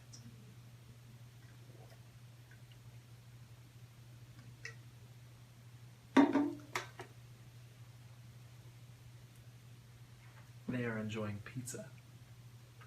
I love it. Job 1, the prologue. In the land of Uz, there lived a man whose name was Job. This man was blameless and upright. He feared God and shunned evil. He had 7 sons and 3 daughters, and he owned 7,000 daughters, and he owned 7,000 sheep, 3,000 camels, 500 yoke of oxen, and 500 donkeys, and had a large number of servants. He was the greatest man among all the people of the East. His sons used to take turns holding a feast in their homes, and they would invite their 3 sisters to eat and drink with them. When a period of feasting had run its course, Job would send and have them purified. Early in the morning he would sacrifice a burnt offering for each of them, thinking, perhaps my children have sinned, and cursed God in their hearts. This was Job's regular custom. One day the angels came to present themselves before the Lord, and Satan also came with them. The Lord said to Satan, where have you come from? Satan answered the Lord, from roaming through the earth and going back and forth in it. Then the Lord said to Satan, have you considered my servant Job? There is no one on earth like him. He is blameless and upright, a man who fears God and shuns evil. Does Job fear God for nothing? Satan replied. Have you not put a hedge around him and his household and everything he has? You have blessed the work of his hands, so that his flock and herds are spread throughout the land. But stretch out your hand and strike everything he has, and he will surely curse you to your face. The Lord said to Satan, very well. Then everything he has is in your hands, but on the man himself do not lay a finger. Then Satan went out from the presence of the Lord. One day, when Job's sons and daughters were feasting and drinking wine in the oldest brother's house, a messenger came to Job and said, the oxen were plowing and the donkeys were grazing nearby, and the Sabaeans attacked and carried them off. They would put the servants to the sword, and I am the only one who's escaped to tell you. While he was still speaking, another messenger came in and said, the fire of God fell from the sky and burned up the sheep and the servants, and I'm the only one who escaped to tell you. While he was still speaking, another messenger came and said, the Chaldeans formed 3 raiding parties and swept down on your camels and carried them off. They put the servants to the sword, and I'm the only one who escaped to tell you. While he was still speaking, yet another messenger came and said, your sons and daughters were feasting and drinking wine at the oldest brother's house, when suddenly a mighty wind swept in from the desert and struck the 4 corners of the house. It collapsed on them, and they are dead. And I am the only one who's escaped to tell you. At this, Job got up and tore his robe and shaved his head. Then he fell to the ground in worship and said, naked I came from my mother's womb, and naked I will depart. The Lord gave, and the Lord has taken away. May the name of the Lord be praised. In all this, Job did not sin by charging God with wrongdoing. Job 2. On another day, the angels came to present themselves before the Lord, and Satan also came with them to present himself before him. And the Lord said to Satan, where have you come from? Satan answered the Lord, from roaming through the earth and going back and forth in it. And the Lord said to Satan, have you considered my servant Job? There is no one on earth like him. He is blameless and upright, a man who fears God and shuns evil. And he still maintains his integrity, though you incited me against him to ruin him without any reason. Skin for skin, Satan replied. A man will give you all he has for his own life. But stretch out your hand and strike his flesh and bones, and he will surely curse you to your face. The Lord said to Satan, very well then, he is in your hands, but you must spare his life. So Satan went out from the presence of the Lord and afflicted Job with painful sores, from the soles of his feet to the top of his head. Then Job took a piece of broken pottery and scraped himself with it, and he sat among the ashes. His wife said to him, are you still holding on to your integrity? Curse God and die. He replied, "You are talking like a foolish woman. Shall we accept good from God and not trouble?" In all this, Job did not sin for what he had, for what he said.